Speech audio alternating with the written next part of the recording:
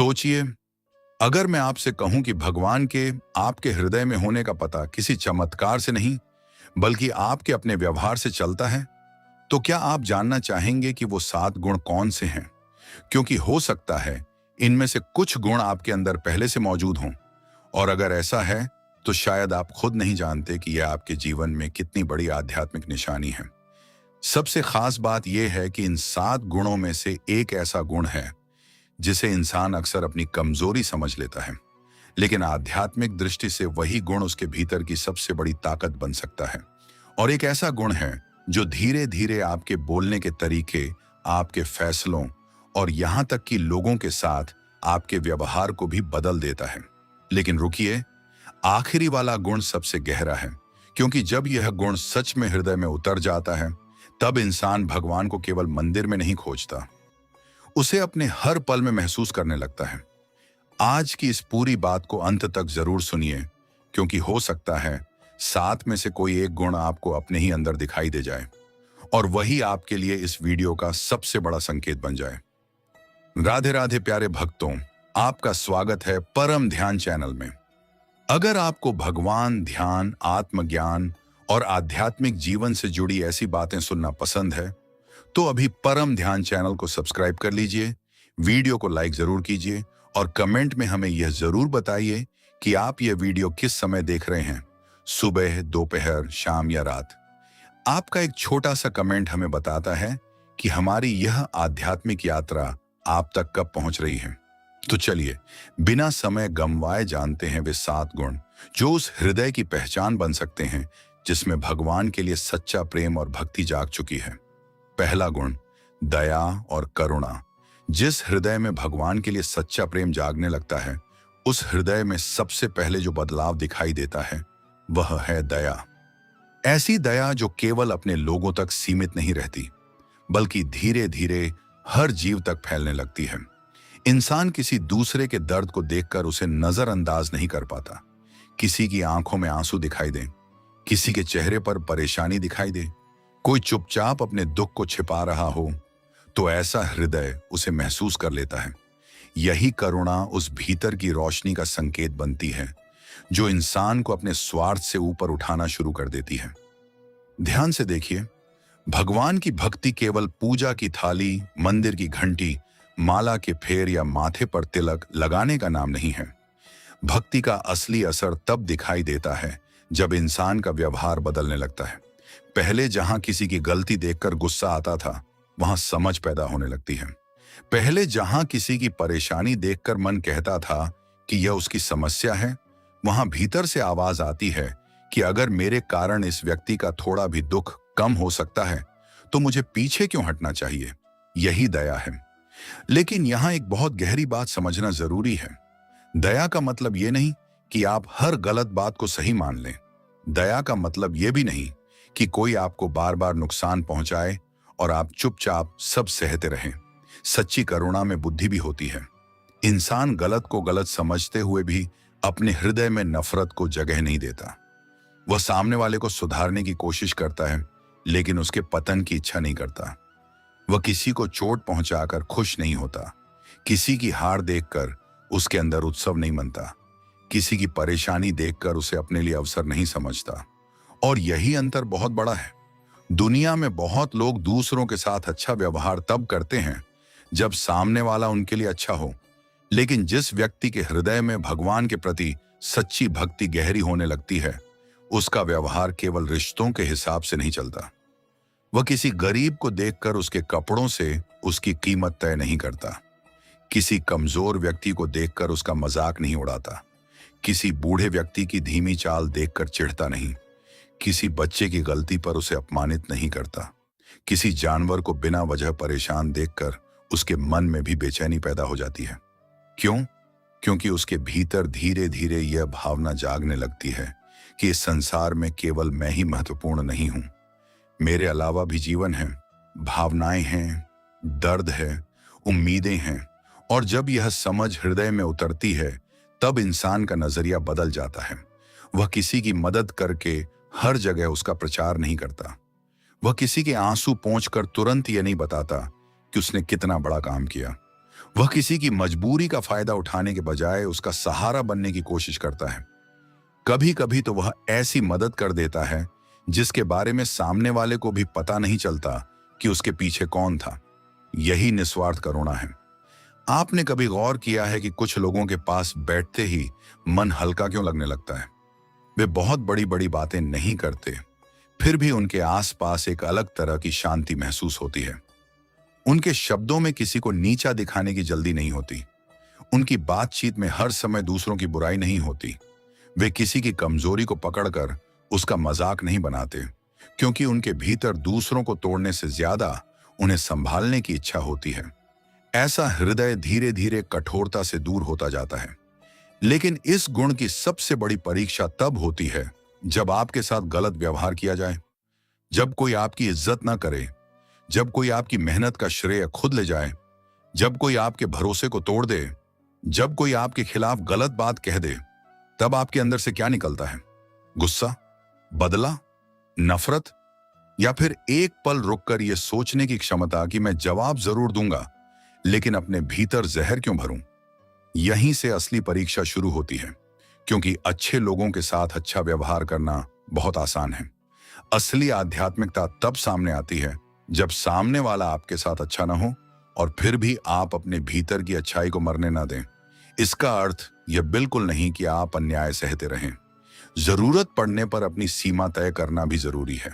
गलत व्यक्ति से दूरी बनाना भी जरूरी हो सकता है, लेकिन दूरी बनाते समय भी मन में यह इच्छा न रखना कि सामने वाला बर्बाद हो जाए। यही करुणा की ताकत है। कभी कभी भगवान किसी भूखे व्यक्ति के रूप में आपके सामने आते हैं, कभी किसी परेशान इंसान के रूप में, कभी किसी ऐसे व्यक्ति के रूप में जिसे केवल दो अच्छे शब्दों की जरूरत होती है, और कई बार किसी को पैसे की नहीं, केवल इस एहसास की जरूरत होती है कि कोई उसकी बात सुनने वाला भी है। आप किसी को भोजन देते हैं, यह दया है। आप किसी रोते हुए व्यक्ति को बैठाकर उसकी बात सुनते हैं, यह भी दया है। आप किसी की गलती पर उसे अपमानित करने के बजाय समझाते हैं, यह भी दया है। आप किसी कमजोर व्यक्ति का मजाक उड़ाने से खुद को रोक लेते हैं, यह भी दया है। आप किसी के बारे में बुरा बोलने से पहले सोचते हैं कि अगर वही बात मेरे बारे में कही जाए तो मुझे कैसा लगेगा, यह भी दया है। और कभी कभी सबसे बड़ी दया यह होती है कि आप किसी ऐसे व्यक्ति को माफ कर देते हैं जिसे माफ करना आपके लिए आसान नहीं था, क्योंकि करुणा केवल हाथ से की गई मदद नहीं है। करुणा एक दृष्टि है, दुनिया को देखने का तरीका है, दूसरों के दर्द को समझने की क्षमता है। जब यह गुण हृदय में गहराता है, तब इंसान धीरे धीरे यह समझने लगता है कि हर व्यक्ति अपनी कोई ना कोई लड़ाई लड़ रहा है। कोई पैसे की चिंता में है, कोई रिश्तों की परेशानी में, कोई अपने भविष्य को लेकर डरा हुआ है, कोई बाहर से मुस्कुरा रहा है लेकिन भीतर से टूट रहा है। इसलिए हर व्यक्ति को देखकर तुरंत फैसला सुनाने के बजाय उसके पीछे छिपी कहानी को समझने की कोशिश करना भी आध्यात्मिकता का हिस्सा बन जाता है। और शायद यही कारण है कि सच्ची भक्ति इंसान को दूसरों से दूर नहीं करती, बल्कि उसे दूसरों के दर्द के और करीब ले आती है। भगवान को पाने की इच्छा रखने वाला व्यक्ति अगर मंदिर में घंटों बैठता है, लेकिन बाहर निकलकर किसी जरूरतमंद को अपमानित करता है, किसी कमजोर को दबाता है, किसी गरीब को तुच्छ समझता है और दूसरों के दुख में आनंद लेता है, तो उसे अपने भीतर झांक कर देखना चाहिए। क्योंकि भगवान का नाम लेना आसान है, लेकिन भगवान के गुणों को अपने व्यवहार में उतारना कठिन है। माला हाथ में रखना आसान है, लेकिन क्रोध के समय अपनी जुबान को रोकना कठिन है। पूजा करना आसान है, लेकिन किसी दुखी इंसान के लिए अपना समय निकालना कठिन है। भजन सुनना आसान है, लेकिन किसी ऐसे व्यक्ति के लिए अच्छा सोचना कठिन है जिसने हमारे साथ अच्छा व्यवहार नहीं किया। यही वह जगह है जहां भक्ति केवल शब्द नहीं रहती, जीवन बनना शुरू हो जाती है। इसलिए अगर आपके अंदर दूसरों के दर्द को देखकर कुछ करने की इच्छा पैदा होती है, अगर किसी को दुखी देखकर आपका मन बेचैन हो जाता है, अगर आप किसी की मजबूरी का मजाक नहीं बना पाते, अगर आपको किसी को जानबूझकर चोट पहुंचाने में खुशी नहीं मिलती, अगर आप किसी की गलती देखकर भी उसके सुधार की कामना करते हैं, तो इस गुण को छोटा मत समझिए। हो सकता है आपके भीतर करुणा का वह बीज पहले से मौजूद हो, जिसे बस थोड़ा और प्रेम, थोड़ा और अभ्यास और थोड़ा और आत्मचिंतन चाहिए। और याद रखिए, करुणा हमेशा किसी बड़े काम से शुरू नहीं होती। कभी यह एक गिलास पानी से शुरू होती है, कभी किसी भूखे को भोजन कराने से, कभी किसी बुजुर्ग की बात धैर्य से सुनने से, कभी किसी बच्चे को प्यार से समझाने से, कभी किसी पशु को भोजन देने से, कभी किसी परेशान इंसान को यह कह देने से, चिंता मत करो, मैं तुम्हारी बात सुन रहा हूं।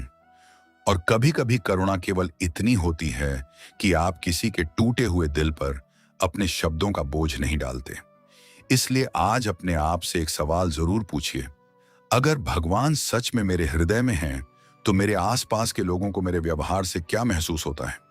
क्या उन्हें मेरे पास आकर शांति मिलती है? क्या उन्हें मेरी बातों से सहारा मिलता है?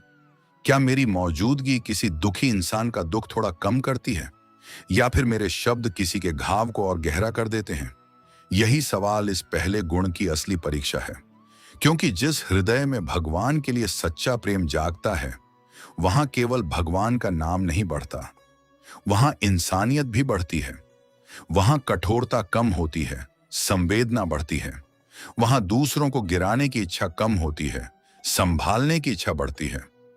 और सबसे बड़ी बात, वहां इंसान धीरे धीरे यह समझने लगता है कि किसी दूसरे के आंसू देखकर आंखें बंद कर लेना आध्यात्मिकता नहीं है। किसी के आंसू देखकर हृदय का पिघल जाना और अपनी क्षमता के अनुसार उसके आंसू पोंछने की कोशिश करना ही सच्ची करुणा की शुरुआत है। अगर यह पहला गुण आपके भीतर है, तो इसे और मजबूत कीजिए, क्योंकि आगे आने वाला दूसरा गुण आपके लिए एक और गहरी पहचान लेकर आएगा। दूसरा गुण, क्षमा। जिस हृदय में भगवान के प्रति सच्चा प्रेम जागने लगता है, वहां धीरे धीरे एक ऐसी शक्ति जन्म लेती है जिसे दुनिया अक्सर कमजोरी समझ लेती है, लेकिन वास्तव में वह इंसान के भीतर की सबसे बड़ी ताकतों में से एक होती है। वह शक्ति है क्षमा। क्षमा का अर्थ केवल यह नहीं है कि किसी ने आपको चोट पहुंचाई और आपने कह दिया कोई बात नहीं। क्षमा उससे कहीं ज्यादा गहरी चीज है। क्षमा का अर्थ है कि किसी ने आपके साथ गलत किया, आपके भरोसे को तोड़ा, आपको अपमानित किया, आपके बारे में गलत कहा, आपकी भावनाओं को ठेस पहुंचाई, लेकिन आपने उस घटना को अपने पूरे जीवन का जहर बनने नहीं दिया। आपने दर्द को महसूस किया, लेकिन दर्द को अपनी पहचान नहीं बनने दिया। आपने गलती को देखा, लेकिन उस गलती की वजह से अपने भीतर नफरत का घर नहीं बनने दिया। और यही सच्ची क्षमा है। ध्यान से समझिए, हर इंसान को जीवन में कभी ना कभी किसी ना किसी से चोट मिलती है। कोई अपना धोखा देता है, कोई दोस्त विश्वास तोड़ देता है, कोई रिश्तेदार आपकी अच्छाई का फायदा उठा लेता है, कोई आपकी मेहनत को छोटा बता देता है, कोई आपकी पीठ पीछे ऐसी बात कह देता है जिसे सुनकर आपका दिल टूट जाता है। कभी कभी तो सबसे ज्यादा दर्द उसी व्यक्ति से मिलता है जिस पर हमने सबसे ज्यादा भरोसा किया होता है। और उस समय मन के अंदर एक आवाज उठती है, मैं इसे कभी माफ नहीं करूंगा। इसे भी वही दर्द महसूस होना चाहिए जो मैंने महसूस किया। इसने मेरे साथ गलत किया है, अब मैं भी इसे दिखाऊंगा।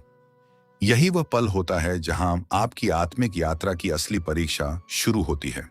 क्योंकि किसी को चोट पहुंचाने की ताकत रखना आसान है, लेकिन चोट पहुंचाने की क्षमता होते हुए भी अपने हाथ, अपनी जुबान और अपने मन को रोक लेना बहुत बड़ी बात है। क्षमा का मतलब यह नहीं कि सामने वाला सही था। क्षमा का मतलब यह नहीं कि जो हुआ उसे भूल जाना जरूरी है। क्षमा का मतलब यह भी नहीं कि आप उसी व्यक्ति को दोबारा अपने जीवन में वैसा ही स्थान दें। कभी कभी आपको माफ करके भी दूर जाना पड़ता है। कभी आपको किसी व्यक्ति से संबंध समाप्त करना पड़ता है। कभी आपको अपनी सीमा तय करनी पड़ती है। लेकिन इन सब के बीच एक चीज बचाई जा सकती है, अपने हृदय की शांति। यही क्षमा है। सोचिए, किसी ने आपको 10 साल पहले कोई ऐसी बात कही थी जिसने आपको बहुत दुख दिया। वह व्यक्ति शायद आज उस घटना को भूल भी चुका हो, वह अपनी जिंदगी में आगे बढ़ चुका हो। लेकिन अगर आप आज भी उसी घटना को याद करके अंदर से जलते हैं, तो दर्द किसके भीतर है? गलती उसने की थी, लेकिन सजा आप खुद को दे रहे हैं। उसने शायद एक दिन आपको दुख दिया था, लेकिन आप उस घटना को रोज याद करके खुद को बार बार दुख दे रहे हैं। यही कारण है कि क्षमा सबसे पहले सामने वाले को नहीं, आपको मुक्त करती है। जब आप किसी को क्षमा करते हैं तो आप उसके किए हुए को सही घोषित नहीं करते। आप केवल यह निर्णय लेते हैं कि मैं इस घटना को अपनी आत्मा पर हमेशा के लिए बोझ बनाकर नहीं रखूंगा। और यह निर्णय बहुत शक्तिशाली होता है, क्योंकि इंसान के अंदर जमा हुआ क्रोध धीरे धीरे उसके शब्दों में आने लगता है, फिर उसके व्यवहार में आता है, फिर उसके रिश्तों में आता है, फिर उसकी सोच में आता है। और धीरे धीरे ऐसा हो सकता है कि जिसने आपको चोट पहुंचाई थी वह आपके सामने मौजूद भी ना हो, फिर भी उसका असर आपके जीवन पर बना रहे। क्षमा उस असर की जंजीर तोड़ देती है। मान लीजिए किसी ने आपका विश्वास तोड़ा। आपके पास दो रास्ते हैं। पहला रास्ता, आप हर दिन उसके बारे में सोचें, उसके खिलाफ बातें करें, उसके लिए बुरा चाहें, पुराने संदेश पढ़ें, पुरानी बातें याद करें और बार बार उसी दर्द को जिएं।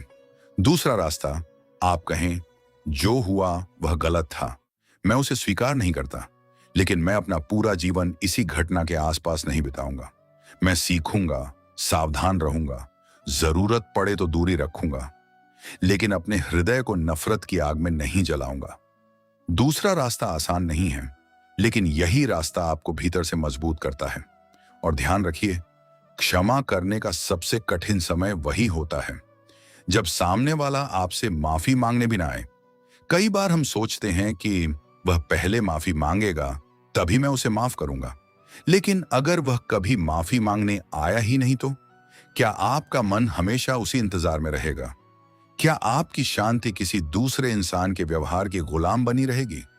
सच्ची क्षमा उस दिन जन्म लेती है जब आप कहते हैं, तुमने जो किया वह तुम्हारी जिम्मेदारी है, मैं अपने भीतर क्या रखता हूं यह मेरी जिम्मेदारी है। यह बहुत गहरी बात है। आप किसी को उसके कर्मों से बचा नहीं रहे, आप खुद को उसके कर्मों के बोझ से बचा रहे हैं। और यहीं से क्षमा आध्यात्मिक शक्ति बन जाती है। कभी आपने देखा होगा कि कुछ लोग छोटी सी बात को वर्षों तक याद रखते हैं। किसी ने 10 साल पहले उनका अपमान किया था, आज भी वह वही कहानी सुनाते हैं। किसी ने उन्हें कभी धोखा दिया था, आज भी हर नए व्यक्ति पर शक करते हैं। किसी रिश्ते में चोट लगी थी, इसीलिए हर नए रिश्ते को भी उसी डर से देखते हैं। यहां समस्या केवल पुरानी घटना नहीं है, समस्या यह है कि पुरानी घटना ने वर्तमान जीवन पर कब्जा कर लिया है। क्षमा उस कब्जे को खत्म करती है। वह कहती है, जो बीत गया उसने मुझे चोट दी थी, लेकिन अब वह मेरी पूरी जिंदगी तय नहीं करेगा। और यही भीतर की आजादी है। लेकिन एक और बहुत गहरी बात है, कई बार हमें दूसरों को नहीं, खुद को क्षमा करने की जरूरत होती है। आपने भी अपने जीवन में कुछ गलतियां की होंगी, कभी गलत फैसला लिया होगा, कभी किसी पर जरूरत से ज्यादा भरोसा किया होगा, कभी गुस्से में कुछ ऐसा बोल दिया होगा जिसे आज याद करके पछतावा होता है, कभी किसी अपने को दुख पहुंचाया होगा, कभी कोई अवसर खो दिया होगा, कभी अपने जीवन का ऐसा समय बर्बाद किया होगा जिसे वापस लाना संभव नहीं। और फिर इंसान खुद को भीतर ही भीतर सजा देने लगता है। मैंने ऐसा क्यों किया? काश मैंने उस समय ऐसा नहीं किया होता। मैं कितना मूर्ख था, मैंने अपनी जिंदगी खराब कर दी। लेकिन अगर आप हर गलती को लेकर खुद को जीवन भर दंड देते रहेंगे तो आप बदलेंगे कैसे? गलती से सीखना जरूरी है, लेकिन गलती के साथ हमेशा के लिए चिपके रहना जरूरी नहीं। अगर आपने सच में अपनी गलती समझ ली है, उसके परिणामों को स्वीकार कर लिया है और आगे बेहतर बनने का निर्णय ले लिया है, तो अपने पुराने रूप को भी धीरे धीरे क्षमा करना सीखिए। क्योंकि आप आज वही इंसान नहीं हैं जो उस गलती के समय थे। आपने अनुभव किया है, आपने सीखा है, आप बदले हैं, आपके भीतर समझ आई है। इसीलिए खुद से कहना सीखिए, मैंने गलती की थी, लेकिन मैं केवल अपनी गलती नहीं हूं। यह वाक्य किसी टूटे हुए मन के लिए बहुत बड़ी शुरुआत हो सकता है। और जब इंसान खुद को क्षमा करना सीखता है, तब वह दूसरों की गलतियों को भी अलग नजर से देखना शुरू करता है। उसे समझ आने लगता है कि जैसे मुझसे गलतियां हुई, वैसे ही दूसरे से भी हो सकती हैं। इसका मतलब यह नहीं कि हर गलती को नजरअंदाज कर दिया जाए। नहीं, जहां अन्याय हो वहां आवाज उठाना जरूरी है। जहां धोखा हो वहां सावधान होना जरूरी है। जहां कोई बार बार नुकसान पहुंचाए वहां दूरी बनाना जरूरी है। लेकिन अपने मन में बदले की आग लेकर जीना जरूरी नहीं। आप किसी व्यक्ति को अपने जीवन से बाहर कर सकते हैं और फिर भी उसके लिए बुरा ना चाहें। आप किसी से बात करना बंद कर सकते हैं और फिर भी अपने भीतर नफरत न रखें। आप किसी की गलती को स्वीकार न करें और फिर भी उसके विनाश की कामना न करें। यही परिपक्व क्षमा है और यही वह जगह है जहां इंसान धीरे धीरे भगवान की ओर बढ़ता है। क्योंकि जब मन हर समय बदला लेने, हिसाब बराबर करने और पुरानी चोटों को दोहराने में लगा रहता है, तब भीतर शांति के लिए जगह ही कहां बचती है। हृदय एक कमरे की तरह है। अगर उसमें पुरानी शिकायतें, पुराने अपमान, पुरानी नफरत, पुराने बदले और पुराने दुख भरे पड़े हैं, तो नई रोशनी अंदर कैसे आएगी। क्षमा उस कमरे की सफाई करती है, एक एक करके पुरानी बातों की धूल हटाती है, पुराने दर्द की गांठें खोलती हैं और फिर हृदय में एक ऐसी जगह बनती है जहां शांति बैठ सकती है, जहां प्रार्थना गहराई से उतर सकती है, जहां ध्यान टिक सकता है, जहां प्रेम फिर से जन्म ले सकता है। इसलिए अगर आपके जीवन में कोई ऐसा व्यक्ति है जिसका नाम सुनते ही आपका मन भारी हो जाता है, तो आज एक पल रुककर उसके बारे में सोचिए। जरूरी नहीं कि आप उसके पास जाएं, जरूरी नहीं कि उसे फोन करें, जरूरी नहीं कि पुराने रिश्ते को फिर से शुरू करें। बस अपने भीतर इतना कहिए, मैं जो हुआ उसे सही नहीं मानता, लेकिन मैं इस दर्द को हमेशा अपने साथ लेकर भी नहीं चलना चाहता। मैं अपने मन को आजाद करता हूं। मैं तुम्हें तुम्हारे कर्मों के साथ छोड़ता हूं और अपनी जिंदगी को आगे ले जाता हूं। शायद उस व्यक्ति को इसका पता भी न चले, लेकिन आपके भीतर कुछ बदल सकता है। आपके कंधों से एक बोझ उतर सकता है। आपके मन में वर्षों से जमा हुआ क्रोध थोड़ा नरम पड़ सकता है और शायद पहली बार आपको महसूस हो कि शांति पाने के लिए सामने वाले का बदलना हमेशा जरूरी नहीं होता। कभी कभी आपको अपने भीतर का निर्णय बदलना होता है। यही क्षमा की शक्ति है। और ध्यान रखिए, क्षमा कमजोरी नहीं है। कमजोरी वह है जब कोई आपके साथ गलत करता रहे और आप डर के कारण कुछ न कहें। क्षमा तब शक्ति बनती है जब आप अपनी सीमा जानते हुए भी अपने भीतर बदले की आग को जगह नहीं देते। आप मजबूत हैं, इसलिए आप दूरी बना सकते हैं। आप समझदार हैं, इसलिए वही गलती दोबारा नहीं करेंगे। आप जागरूक हैं, इसलिए किसी पर अंधा विश्वास नहीं करेंगे। लेकिन आप इतने स्वतंत्र भी हैं कि अपने हृदय को नफरत का कैदी नहीं बनाएंगे। यही असली जीत है। दुनिया में बहुत लोग दूसरों को हराने में अपनी जीत देखते हैं, लेकिन आध्यात्मिक व्यक्ति एक दिन समझता है कि असली जीत किसी दूसरे को हराने में नहीं, असली जीत अपने भीतर के क्रोध, अहंकार और बदले की आग पर विजय पाने में है। जब कोई आपको गुस्सा दिलाना चाहे और आप अपने मन को संभाल लें, जब कोई आपको नीचा दिखाए और आप अपनी गरिमा न खोएं, जब कोई आपको चोट पहुंचाए और आप उससे सीख लेकर आगे बढ़ जाएं, जब कोई आपके साथ गलत करे और फिर भी आप अपने भीतर इंसानियत को जिंदा रखें, तब आप हार नहीं रहे होते, आप भीतर से जीत रहे होते हैं। और शायद यही कारण है कि क्षमा करने वाला व्यक्ति बाहर से साधारण दिखाई दे सकता है, लेकिन उसके भीतर बहुत बड़ी शक्ति काम कर रही होती है। वह हर बात का जवाब देना जरूरी नहीं समझता, हर अपमान का बदला लेना जरूरी नहीं समझता, हर बहस जीतना जरूरी नहीं समझता, हर व्यक्ति को अपनी सफाई देना जरूरी नहीं समझता, क्योंकि उसे धीरे धीरे यह समझ आने लगती है कि हर लड़ाई लड़ना जरूरी नहीं होता। कुछ लड़ाइयां छोड़ देना ही जीत होती है, कुछ लोगों को जवाब न देना ही जवाब होता है, कुछ रिश्तों से शांतिपूर्वक बाहर निकल जाना ही आत्मसम्मान होता है, और कुछ लोगों को माफ करके आगे बढ़ जाना ही आत्मिक स्वतंत्रता होती है। अगर आपके जीवन में कोई पुराना दर्द है तो उसे दबाइए मत, उसे पहचानिए, उसे सीखिए। जरूरत हो तो अपनी सीमाएं तय कीजिए, लेकिन उस दर्द को अपनी पूरी पहचान मत बनने दीजिए, क्योंकि आपका जीवन उस व्यक्ति से बहुत बड़ा है जिसने आपको चोट पहुंचाई थी। आपकी आत्मा उस घटना से बहुत बड़ी है, आपका भविष्य आपके अतीत से बहुत बड़ा है, और आपके भीतर की शांति किसी दूसरे व्यक्ति के व्यवहार से ज्यादा मूल्यवान है। इसीलिए क्षमा का अर्थ यह नहीं कि आप भूल जाएं कि क्या हुआ था। क्षमा का अर्थ है कि आपको याद तो है, लेकिन अब वह याद आपको अंदर से तोड़ती नहीं। आप घटना को देख सकते हैं, बिना उसी दर्द में डूबे। आप उस व्यक्ति का नाम सुन सकते हैं, बिना भीतर तूफान उठे। आप पुराने समय को याद कर सकते हैं, लेकिन आज की खुशी को उसके हवाले नहीं करते। यही क्षमा की परिपक्व अवस्था है।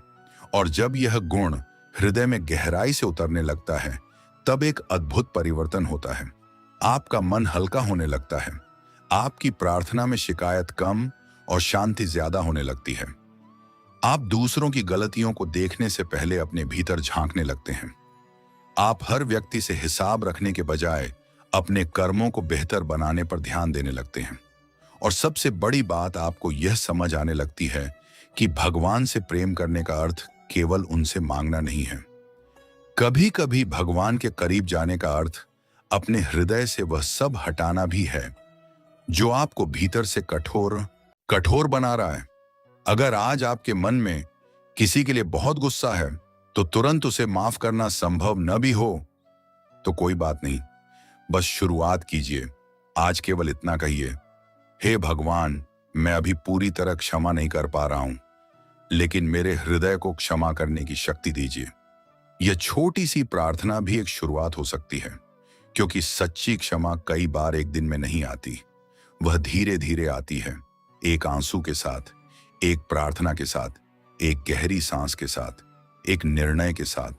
और फिर एक दिन अचानक आपको महसूस होता है, जिस घटना ने कभी आपको रातों तक जगाया था, आज वही घटना आपके मन पर उतना अधिकार नहीं रखती। आप आगे बढ़ चुके हैं, आप बदल चुके हैं, आप हल्के हो चुके हैं।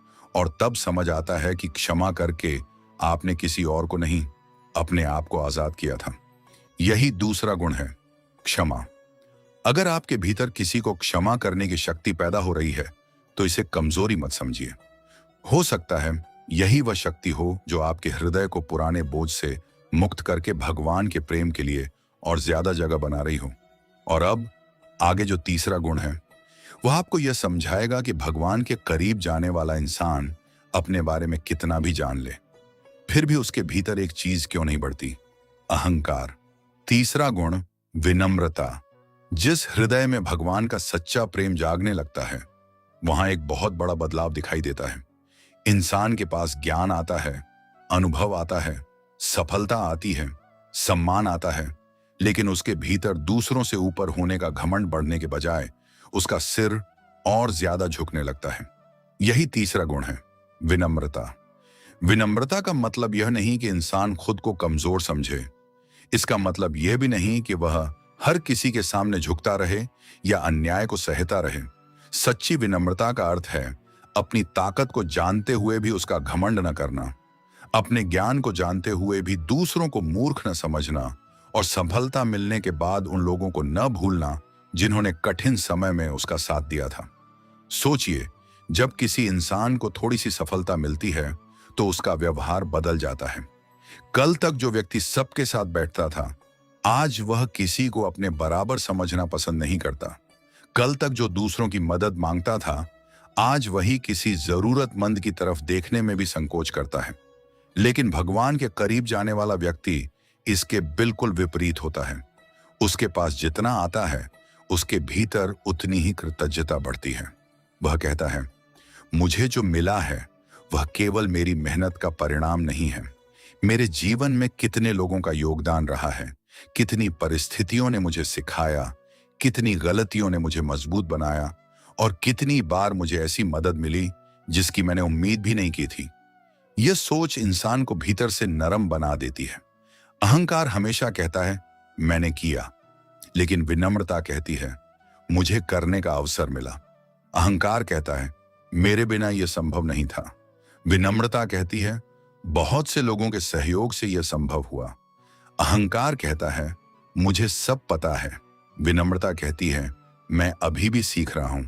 और यही सीखने की भावना इंसान को लगातार आगे बढ़ाती है। जिस दिन व्यक्ति यह मान लेता है कि उसे सब कुछ पता है, उसी दिन उसके सीखने के दरवाजे बंद होने लगते हैं। लेकिन जब वह यह स्वीकार करता है कि जीवन अभी भी उसे बहुत कुछ सिखा सकता है, तब हर अनुभव उसके लिए एक शिक्षक बन जाता है। कभी किसी बच्चे की मासूमियत से सीख मिलती है, कभी किसी बुजुर्ग के अनुभव से, कभी किसी गरीब के संघर्ष से, कभी किसी असफल व्यक्ति की कहानी से, और कभी कभी तो ऐसा व्यक्ति भी हमें बहुत कुछ सिखा जाता है जिसे हम अपने से कम समझ रहे होते हैं। यही विनम्रता है कि आप किसी की स्थिति देखकर उसकी कीमत तय न करें। कोई गरीब है तो इसका मतलब यह नहीं कि वह छोटा है। कोई कम पढ़ा लिखा है तो इसका मतलब यह नहीं कि उसमें समझ नहीं है। कोई आज संघर्ष कर रहा है तो इसका मतलब यह नहीं कि वह हमेशा संघर्ष ही करेगा। जिंदगी किसी को एक ही जगह पर हमेशा के लिए नहीं रखती। आज जिसके पास सब कुछ है, कल उसे किसी के सहारे की जरूरत पड़ सकती है। आज जो किसी की मदद कर रहा है, कल वही खुद मदद मांग सकता है। इसलिए विनम्र इंसान कभी किसी को उसकी वर्तमान स्थिति के आधार पर तुच्छ नहीं समझता। आपने देखा होगा कि कुछ लोग किसी बड़े अधिकारी के सामने बहुत मीठा बोलते हैं, लेकिन अपने से छोटे व्यक्ति के साथ कठोर व्यवहार करते हैं। यही वह जगह है जहां इंसान की असली प्रकृति दिखाई देती है। किसी शक्तिशाली व्यक्ति के सामने सम्मान से बात करना मुश्किल नहीं है, क्योंकि वहां स्वार्थ जुड़ा हो सकता है। लेकिन जिस व्यक्ति से आपको कोई फायदा नहीं मिलने वाला, उसके साथ भी सम्मान से बात करना, यही असली विनम्रता है। एक सच्चा विनम्र व्यक्ति किसी होटल के कर्मचारी से भी उसी सम्मान से बात कर सकता है जिस सम्मान से वह किसी बड़े व्यक्ति से बात करता है। वह किसी सफाई कर्मचारी को देखकर उसे नजरअंदाज नहीं करता। वह किसी बुजुर्ग की धीमी आवाज पर चिढ़ता नहीं। वह किसी बच्चे के सवाल पर उसका मजाक नहीं उड़ाता, क्योंकि उसे सामने वाले की हैसियत से पहले उसका इंसान होना दिखाई देता है। और यही वह जगह है जहां भक्ति व्यवहार में उतरती है। भगवान के सामने सिर झुकाना आसान है, मंदिर में हाथ जोड़ना आसान है, पूजा करते समय विनम्र बनना आसान है, लेकिन घर से बाहर निकलने के बाद किसी छोटे व्यक्ति का सम्मान करना, किसी की बात धैर्य से सुनना, अपनी गलती स्वीकार करना और किसी दूसरे की सफलता से खुश होना, यह ज्यादा कठिन है। क्योंकि पूजा के समय हमारे सामने भगवान की मूर्ति होती है, लेकिन जीवन में भगवान कई बार इंसानों के रूप में हमारे सामने आते हैं। कोई भूखा व्यक्ति, कोई परेशान इंसान, कोई बुजुर्ग, कोई बच्चा, कोई जरूरतमंद। और उस समय हमारा व्यवहार ही बताता है कि हमारी भक्ति केवल शब्दों में है या हमारे जीवन में भी उतर चुकी है। विनम्रता का सबसे बड़ा परीक्षण तब होता है जब आपकी तारीफ हो रही हो। अगर 10 लोग आपके सामने आपकी प्रशंसा करें और आपका मन तुरंत यह मानने लगे कि मैं सच में सबसे बेहतर हूं, तो सावधान हो जाइए। प्रशंसा बहुत मीठी होती है, लेकिन कभी कभी यही मिठास अहंकार को बहुत तेजी से बढ़ा देती है। विनम्र व्यक्ति प्रशंसा सुनता है, मुस्कुराता है, धन्यवाद देता है और आगे बढ़ जाता है। वह हर जगह अपनी उपलब्धियों का ढोल नहीं पीटता। उसे हर व्यक्ति से प्रमाण लेने की जरूरत नहीं होती कि वह अच्छा है, बुद्धिमान है या सफल है। लेकिन इसकी दूसरी परीक्षा आलोचना में होती है। कोई आपकी कमी बता दे तो क्या होता है? तुरंत गुस्सा आता है। मन कहता है कि पहले उसकी 10 कमियां निकालो। क्या आप अपनी गलती स्वीकार करने के बजाय सफाई देने लगते हैं? क्या आपको लगता है कि आपको कोई कुछ कह ही नहीं सकता? यही विनम्रता की असली परीक्षा होती है। हो सकता है सामने वाला गलत तरीके से बोल रहा हो, लेकिन उसकी बात में आपकी कोई सच्चाई छिपी हो सकती है। विनम्र इंसान आलोचना सुनकर तुरंत टूटता नहीं और तुरंत भड़कता भी नहीं। वह सोचता है, क्या इसमें मेरे लिए कुछ सीखने जैसा है? अगर है तो वह उसे स्वीकार करता है, अगर नहीं है तो वह बात को छोड़ देता है। लेकिन वह हर आलोचना को अपनी लड़ाई नहीं बना लेता, और यही मन की मजबूती है। कई बार इंसान अपनी गलती इसलिए स्वीकार नहीं करता क्योंकि उसे लगता है कि गलती मान ली तो उसकी इज्जत कम हो जाएगी। लेकिन वास्तविकता इसके उलट है। अपनी गलती स्वीकार करने वाला व्यक्ति दूसरों की नजर में छोटा नहीं होता, बल्कि उसकी विश्वसनीयता बढ़ती है। हाँ, यहां मुझसे गलती हुई, इतना कह देना बहुत बड़ा कदम है, क्योंकि इसके बाद ही सुधार शुरू हो सकता है। अगर आप गलती को स्वीकार ही नहीं करेंगे तो उसे सुधारेंगे कैसे? और अगर आप हर बार अपने अहंकार को बचाने के लिए कोई नया बहाना बना लेंगे तो आप उसी गलती को बार बार दोहराते रहेंगे। इसलिए विनम्रता इंसान को गिराती नहीं, बल्कि उसे अपनी कमियों को देखकर ऊपर उठने की क्षमता देती है। रिश्तों में भी विनम्रता की बहुत बड़ी भूमिका है। कई रिश्ते केवल इसलिए टूट जाते हैं क्योंकि दोनों में से कोई भी पहला कदम नहीं उठाना चाहता। दोनों चाहते हैं कि सामने वाला पहले फोन करे, दोनों चाहते हैं कि सामने वाला पहले माफी मांगे, दोनों चाहते हैं कि आखिरी शब्द उन्हीं का हो। लेकिन कभी कभी रिश्ते को बचाने के लिए किसी एक को कहना पड़ता है, चलो इस बात को यहीं खत्म करते हैं।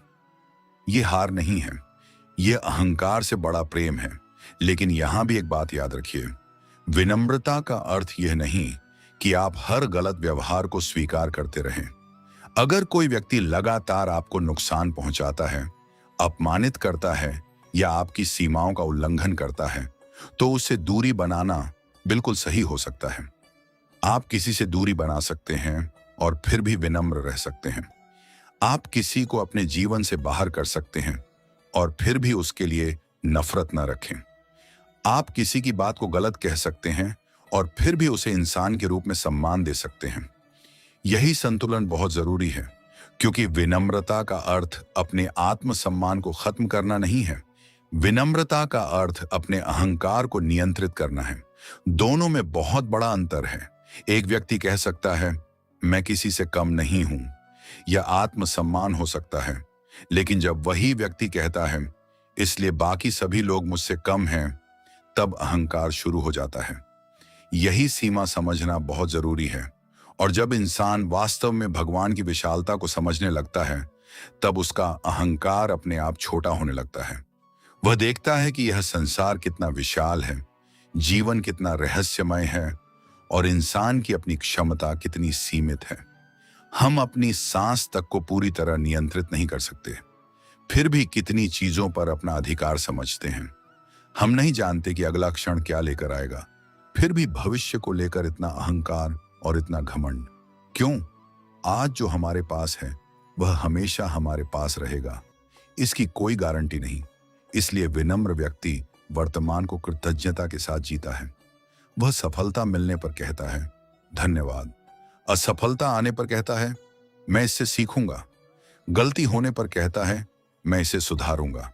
और मदद मिलने पर कहता है, मैं इसे कभी नहीं भूलूंगा।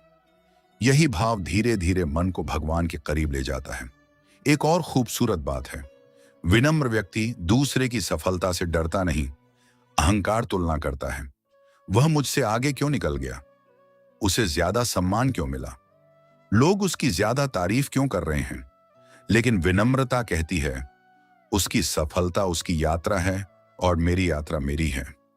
यह सोच मन को बहुत बड़ी आजादी देती है, क्योंकि फिर आपको हर समय किसी को हराने की जरूरत नहीं रहती। आप अपनी ऊर्जा खुद को बेहतर बनाने में लगाते हैं। आप किसी की सफलता देखकर उससे सीख सकते हैं, किसी की मेहनत देखकर प्रेरणा ले सकते हैं, किसी की उपलब्धि देखकर उसके लिए खुश हो सकते हैं। और सबसे सुंदर बात यह है कि दूसरे का प्रकाश आपके प्रकाश को कम नहीं करता। अगर किसी और के जीवन में सफलता आई है, तो इसका मतलब यह नहीं कि आपके जीवन के अवसर खत्म हो गए। विनम्रता आपको तुलना से निकालकर विकास की तरफ ले जाती है। इसीलिए सच्चे ज्ञान के साथ अहंकार कम होना चाहिए। अगर ज्ञान बढ़ता जा रहा है लेकिन व्यक्ति दूसरों को और ज्यादा छोटा समझने लगा है, तो उसे अपने ज्ञान के साथ साथ अपने भीतर भी देखना चाहिए, क्योंकि ज्ञान का उद्देश्य आपको दूसरों से बड़ा साबित करना नहीं है। ज्ञान का उद्देश्य आपको अपने भीतर की कमियों को देखने योग्य बनाना है। सच्चा ज्ञानी यह नहीं कहता, मुझे सब पता है। वह कहता है, जितना जानता हूं उससे कहीं ज्यादा अब भी जानना बाकी है। और यही भावना उसे लगातार सीखते रहने देती है। कभी कभी भगवान भी हमें विनम्रता सिखाने के लिए ऐसी परिस्थितियों से गुजारते हैं जहां हमारा अहंकार टूटता है। कोई योजना असफल हो जाती है, कोई व्यक्ति हमारा साथ छोड़ देता है, कोई अवसर हमारे हाथ से निकल जाता है। हम बहुत कोशिश करते हैं लेकिन परिणाम हमारे अनुसार नहीं आता। उस समय हमें लगता है कि सब कुछ गलत हो गया, लेकिन कुछ समय बाद वही घटना हमें समझाती है कि शायद हमें अपने ऊपर जरूरत से ज्यादा भरोसा हो गया था। शायद हमें सीखना था कि हर चीज हमारे नियंत्रण में नहीं है। शायद हमें रुकना था, शायद हमें दिशा बदलनी थी, और यहीं से एक गहरी विनम्रता जन्म ले सकती है। विनम्र व्यक्ति परिस्थितियों से लड़ते लड़ते केवल शिकायत नहीं करता, वह पूछता है, इस परिस्थिति से मुझे क्या सीखना है। यह सवाल बहुत शक्तिशाली है, क्योंकि शिकायत पूछती है, मेरे साथ ही ऐसा क्यों हुआ, लेकिन विनम्रता पूछती है, अब मुझे इससे क्या सीखना चाहिए। दोनों सवालों के बीच पूरा जीवन बदल देने वाला अंतर है, और यही गुण धीरे धीरे इंसान को भीतर से शांत बनाता है। उसे हर जगह अपनी बात मनवाने की जरूरत नहीं रहती, हर बहस जीतना जरूरी नहीं लगता, हर व्यक्ति को जवाब देना जरूरी नहीं लगता, हर आलोचना का जवाब देना जरूरी नहीं लगता, हर जगह अपनी उपलब्धियां बताना जरूरी नहीं लगता। कभी कभी वह चुप रहना चुनता है, क्योंकि उसे पता होता है कि हर बात का जवाब शब्दों से देना जरूरी नहीं। कई बार आपका चरित्र ही आपका सबसे बड़ा उत्तर होता है। अगर कोई आपके बारे में गलत बोलता है और आप अपने कर्मों से सही बने रहते हैं, तो समय बहुत कुछ खुद दिखा देता है। यही कारण है कि विनम्र व्यक्ति अपनी ऊर्जा सफाई देने में नहीं, अपने जीवन को बेहतर बनाने में लगाता है। वह कहता है, जिसे समझना होगा वह समझ जाएगा, जिसे नहीं समझना उसे मैं मजबूर नहीं कर सकता। यह सोच मन को बहुत हल्का कर देती है, और भगवान के सामने विनम्रता का सबसे सुंदर रूप तब दिखाई देता है जब इंसान कहता है, हे प्रभु, मुझे वह शक्ति दीजिए कि सफलता मुझे घमंडी न बनाए और असफलता मुझे तोड़े नहीं। सम्मान मिले तो मैं उसे सिर पर न चढ़ाऊं, और अपमान मिले तो मैं अपनी गरिमा न खोऊं। मुझे इतना विवेक दीजिए कि मैं अपनी गलती पहचान सकूं, और इतना प्रेम दीजिए कि मैं दूसरों की अच्छाई देख सकूं। यही प्रार्थना धीरे धीरे हृदय को बदल सकती है, क्योंकि भगवान से प्रेम करने वाला इंसान अंत में यही समझता है कि वह इस संसार का मालिक नहीं, बल्कि इस जीवन की यात्रा का एक यात्री है। आज हमारे पास शरीर है, कल नहीं भी हो सकता। आज हमारे पास पैसा है, कल कम हो सकता है। आज हमारे पास सम्मान है, कल परिस्थितियां बदल सकती हैं। आज हमारे पास बहुत लोग हैं, कल कुछ लोग दूर जा सकते हैं। तो फिर इतना अहंकार किस बात का? जो मिला है उसके लिए धन्यवाद, जो नहीं मिला उसे सीख, जो चला गया उसे स्वीकार, और जो सामने है उसे पूरी ईमानदारी से जीना। यही विनम्रता है। और सबसे गहरी बात यह है कि जब इंसान सच में विनम्र होता है, तब वह दूसरों की अच्छाइयों को स्वीकार करने लगता है। वह कह सकता है, हाँ, इस व्यक्ति में मुझसे बेहतर यह गुण है।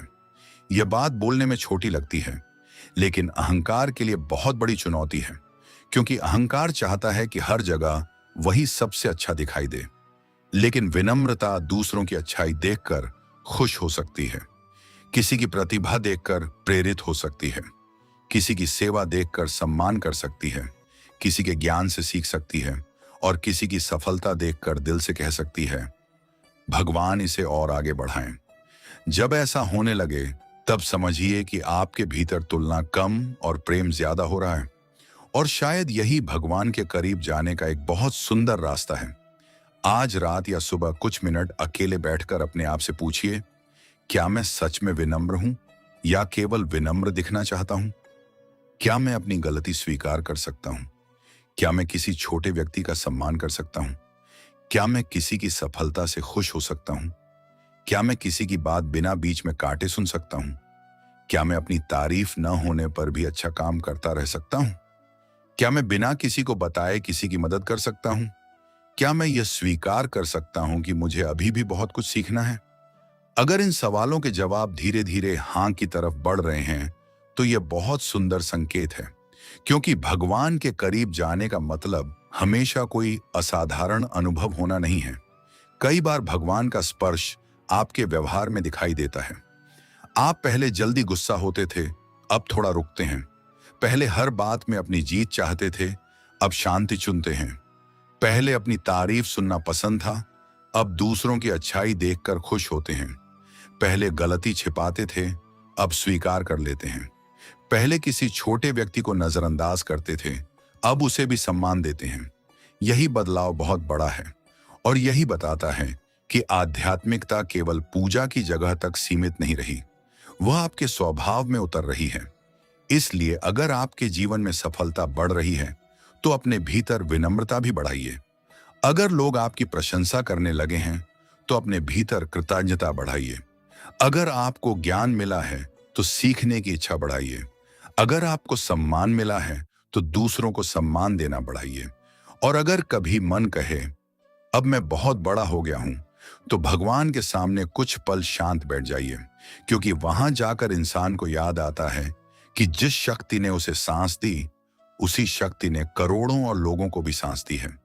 जिसने उसे जीवन दिया, उसने बाकी जीवनों को भी अस्तित्व दिया है।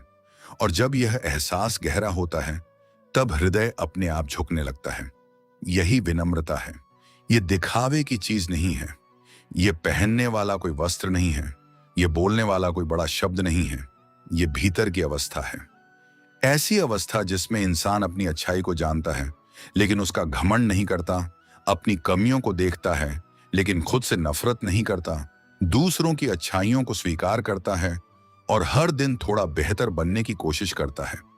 और शायद इसी कारण कहा जा सकता है कि जिस हृदय में भगवान के लिए सच्चा प्रेम जागता है, वहां इंसान का सिर केवल मंदिर में नहीं झुकता, उसका अहंकार भी धीरे धीरे झुकने लगता है। क्योंकि सच्चा ज्ञान इंसान को दूसरों से ऊपर खड़ा नहीं करता, वह उसे भगवान के सामने और ज्यादा विनम्र बना देता है। चौथा गुण, सत्य और ईमानदारी। जिस हृदय में भगवान के लिए सच्चा प्रेम जागने लगता है, वहां एक और बहुत गहरा परिवर्तन दिखाई देता है। इंसान धीरे धीरे दिखावे से दूर होने लगता है। उसे झूठ बोलकर लोगों को प्रभावित करने की जरूरत महसूस नहीं होती। वह अपनी छवि बचाने के लिए हर बात को घुमाने के बजाय सच का सामना करना सीखता है। यही चौथा गुण है, सत्य और ईमानदारी। सच्चाई केवल यह नहीं है कि आप किसी से झूठ ना बोलें। सच्चाई का असली अर्थ इससे कहीं ज्यादा गहरा है। इसका मतलब है कि आपके विचार, आपके शब्द और आपके कर्म एक दूसरे से बहुत दूर ना हों। आप सामने कुछ और पीछे कुछ और ना हों। आप किसी व्यक्ति के सामने उसकी तारीफ करके उसके जाते ही उसकी बुराई करने वाले इंसान न बने। आपका व्यवहार परिस्थिति बदलने के साथ पूरी तरह बदल न जाए, क्योंकि झूठ कई बार केवल शब्दों में नहीं होता। कभी कभी इंसान अपने पूरे व्यक्तित्व के चारों तरफ झूठ की एक परत बना लेता है। वह लोगों को दिखाता है कि वह बहुत खुश है, जबकि अंदर से टूट रहा होता है। वह दिखाता है कि उसे किसी की जरूरत नहीं, जबकि भीतर से किसी के सहारे की तलाश होती है। वह दिखाता है कि उसे किसी की बात से फर्क नहीं पड़ता, जबकि वही बात रात भर उसके मन में चलती रहती है। सच्चाई का पहला कदम दूसरों के सामने नहीं, अपने सामने ईमानदार होना है। अपने आप से पूछना, मैं वास्तव में क्या महसूस कर रहा हूं? मैं किस बात से परेशान हूं? मुझे किस चीज का डर है? मेरे भीतर कौन सी कमजोरी है? मैं किस गलती को स्वीकार नहीं करना चाहता? और सबसे बड़ा सवाल, मैं अपने जीवन में क्या बदलना चाहता हूं? जब इंसान अपने आप से सच बोलना शुरू करता है, तभी उसके जीवन में वास्तविक बदलाव की शुरुआत होती है। कई लोग दूसरों को तो सलाह देते हैं कि गुस्सा मत करो, लेकिन खुद छोटी सी बात पर आग की तरह भड़क जाते हैं। दूसरों को कहते हैं कि अहंकार मत करो, लेकिन खुद हर बातचीत में अपनी महानता साबित करने लगते हैं। दूसरों को कहते हैं कि भगवान पर भरोसा रखो, लेकिन थोड़ी सी परेशानी आते ही उनका विश्वास हिल जाता है। सच्ची ईमानदारी यह है कि इंसान पहले अपने भीतर देखे। वह यह कह सके, हाँ, मुझ में भी कमियां हैं। यह स्वीकार करना आसान नहीं होता, क्योंकि हमारा मन हमेशा अपनी कहानी में खुद को सही दिखाना चाहता है। अगर किसी से हमारी लड़ाई हुई तो हम तुरंत बताते हैं कि गलती उसकी थी। अगर कोई रिश्ता खराब हुआ तो हमें केवल सामने वाले की गलतियां याद रहती हैं। अगर कोई काम असफल हुआ तो हम परिस्थितियों को दोष देते हैं। लेकिन कभी कभी खुद से यह पूछना जरूरी है, इसमें मेरी भी कितनी भूमिका थी? यहीं से सच्चाई शुरू होती है। और जब इंसान अपने हिस्से की गलती देख लेता है, तब वह दूसरों को दोष देने की आदत से धीरे धीरे बाहर आने लगता है। सच्चा व्यक्ति गलती होने पर उसे छिपाने के लिए 10 झूठ नहीं बोलता। वह कह सकता है, मुझसे गलती हुई। हो सकता है यह वाक्य बोलते समय उसका अहंकार उसे रोक रहा हो, लेकिन फिर भी वह इसे बोलता है, क्योंकि उसके लिए अपनी छवि बचाने से ज्यादा महत्वपूर्ण सत्य होता है। यही ईमानदारी है। और ध्यान रखिए, सच बोलना हमेशा आसान नहीं होता। कभी सच बोलने से आपका नुकसान हो सकता है, कभी कोई आपसे नाराज हो सकता है, कभी आपकी बनाई हुई छवि टूट सकती है, कभी लोग आपको गलत समझ सकते हैं। लेकिन फिर भी अगर आप सही बात को सही और गलत बात को गलत कहने का साहस रखते हैं, तो आपके भीतर एक ऐसी शक्ति पैदा होती है जो धीरे धीरे आपको अंदर से बहुत मजबूत बनाती है। झूठ बोलने वाले व्यक्ति को हर बार अपनी पिछली बात याद रखनी पड़ती है। उसने किससे क्या कहा, कब क्या कहा, कौन सी बात छिपाई और कौन सी कहानी बनाई, उसे सब संभालना पड़ता है। लेकिन सच्चा इंसान इतना हिसाब नहीं रखता, क्योंकि उसे अपनी कहानी याद रखने की जरूरत नहीं होती। वह वही कहता है जो सच है, और यही कारण है कि सच्चाई मन को हल्का करती है। जब आपके शब्द और आपके कर्म एक दूसरे से मेल खाते हैं, तो भीतर एक अलग तरह की शांति पैदा होती है। आपको हर समय यह डर नहीं रहता कि कोई आपकी असलियत जान जाएगा, क्योंकि आपकी असलियत और आपकी दिखाई हुई छवि अलग नहीं होती। आज के समय में यह गुण और भी महत्वपूर्ण हो गया है। लोग सोशल मीडिया पर अपनी जिंदगी का सबसे सुंदर हिस्सा दिखाते हैं, मुस्कुराती तस्वीरें, सफलता की बातें, खुशियों के पल। लेकिन किसी को यह नहीं दिखता कि उस तस्वीर के पीछे कितनी चिंता, कितनी मेहनत और कितनी परेशानियां छिपी हो सकती हैं। इसलिए दूसरों की जिंदगी देखकर अपनी जिंदगी को कम मत समझिए। हर व्यक्ति अपनी कहानी का केवल चुना हुआ हिस्सा दिखाता है। सच्चाई यह है कि हर किसी की जिंदगी में कठिन दिन आते हैं, हर किसी को डर लगता है, हर किसी से गलती होती है, हर किसी के जीवन में ऐसे पल आते हैं जब उसे समझ नहीं आता कि आगे क्या करना है।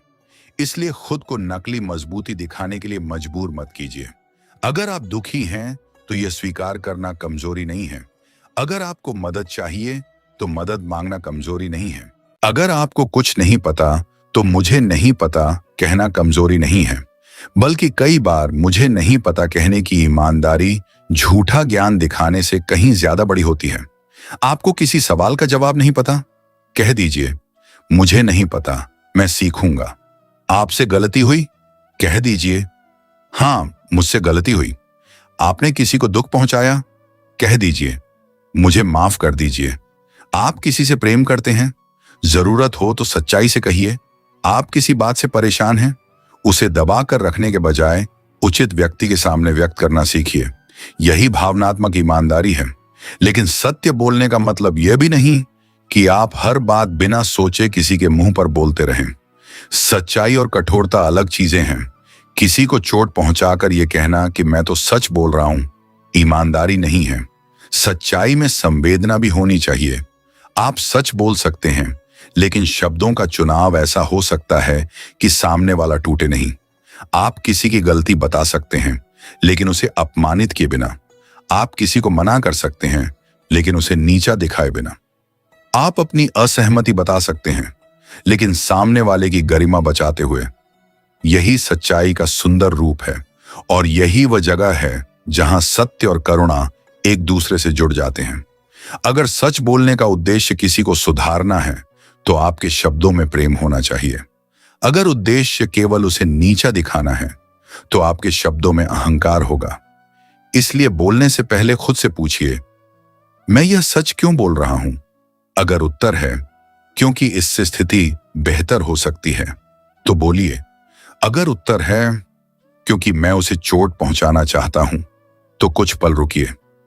यही आत्म संयम भी आध्यात्मिकता का हिस्सा है। सच्चाई केवल बाहर की दुनिया में नहीं, रिश्तों में भी बहुत जरूरी है। कई रिश्ते झूठ के कारण नहीं, बल्कि अधूरे सच के कारण टूटते हैं। लोग अपनी भावनाएं छिपाते रहते हैं। जो बात परेशान कर रही है वह नहीं बताते, जो अपेक्षा है वह नहीं बताते, जो दर्द है उसे दबाते रहते हैं, और फिर एक दिन सब कुछ एक साथ बाहर निकलता है। इसीलिए जहां संभव हो, रिश्तों में स्पष्टता रखिए। अगर किसी बात से दुख हुआ है तो शांत समय में बताइए।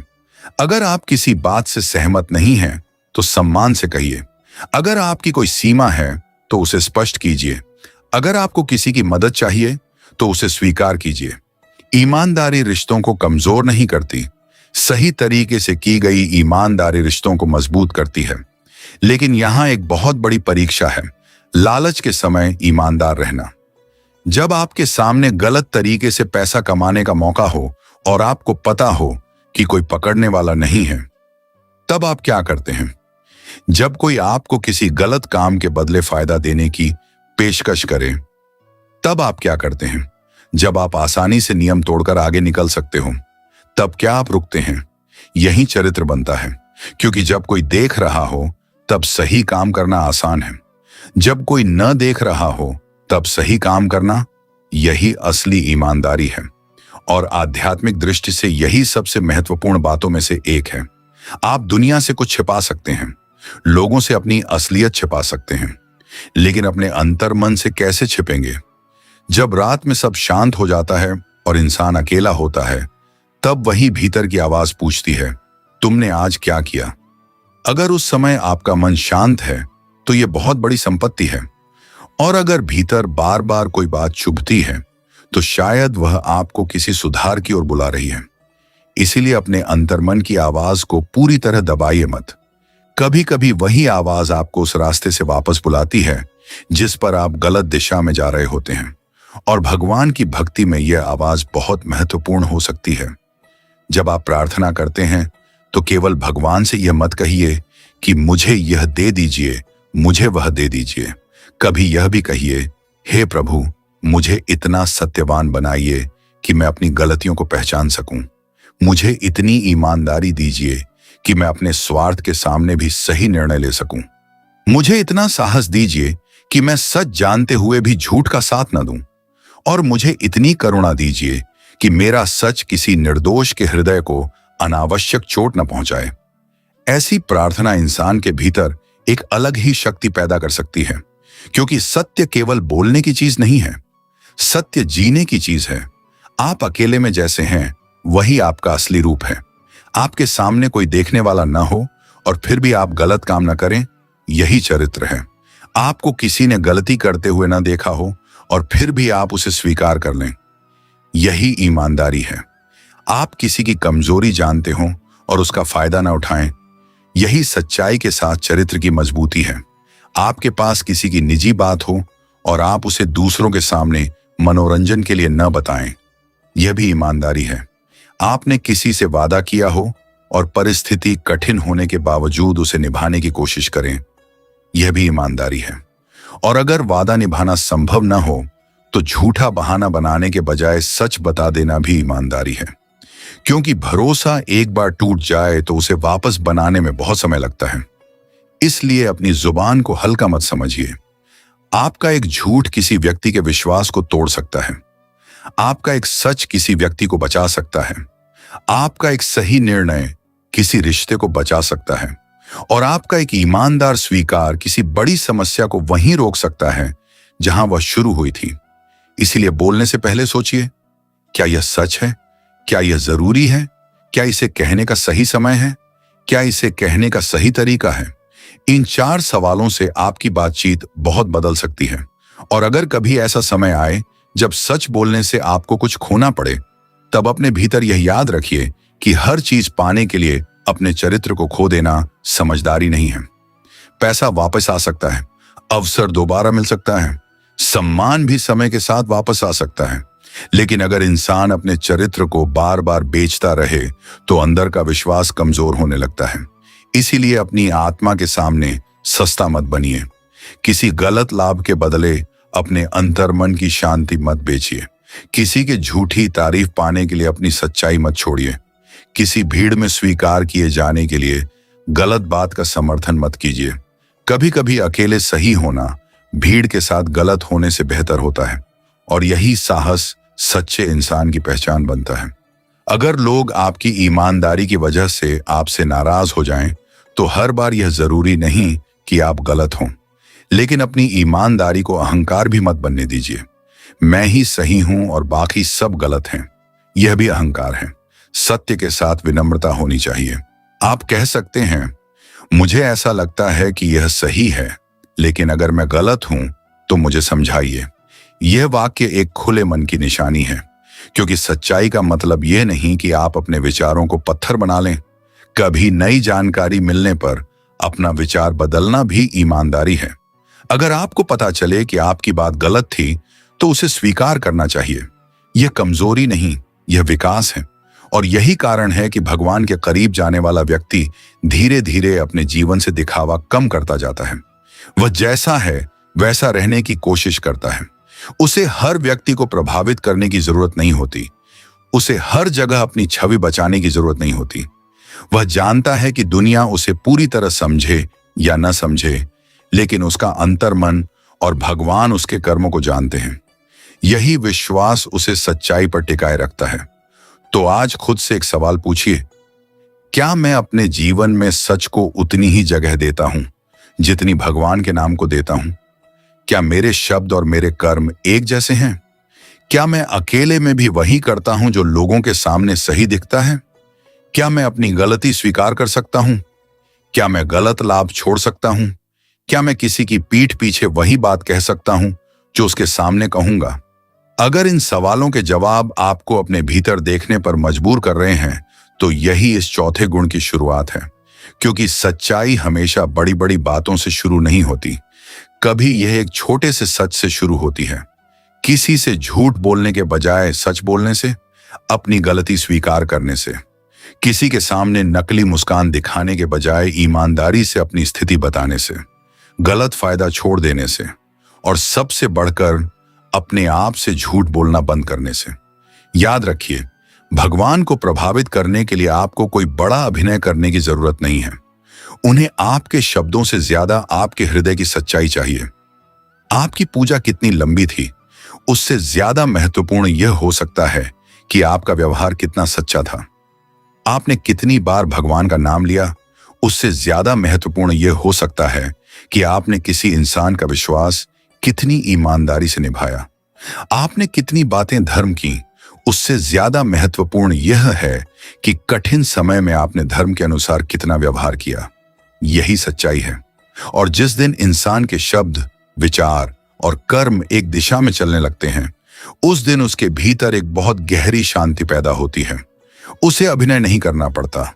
उसे हर समय डर नहीं रहता कि कोई उसकी असलियत जान जाएगा, क्योंकि वह अपनी असलियत से खुद भाग नहीं रहा होता।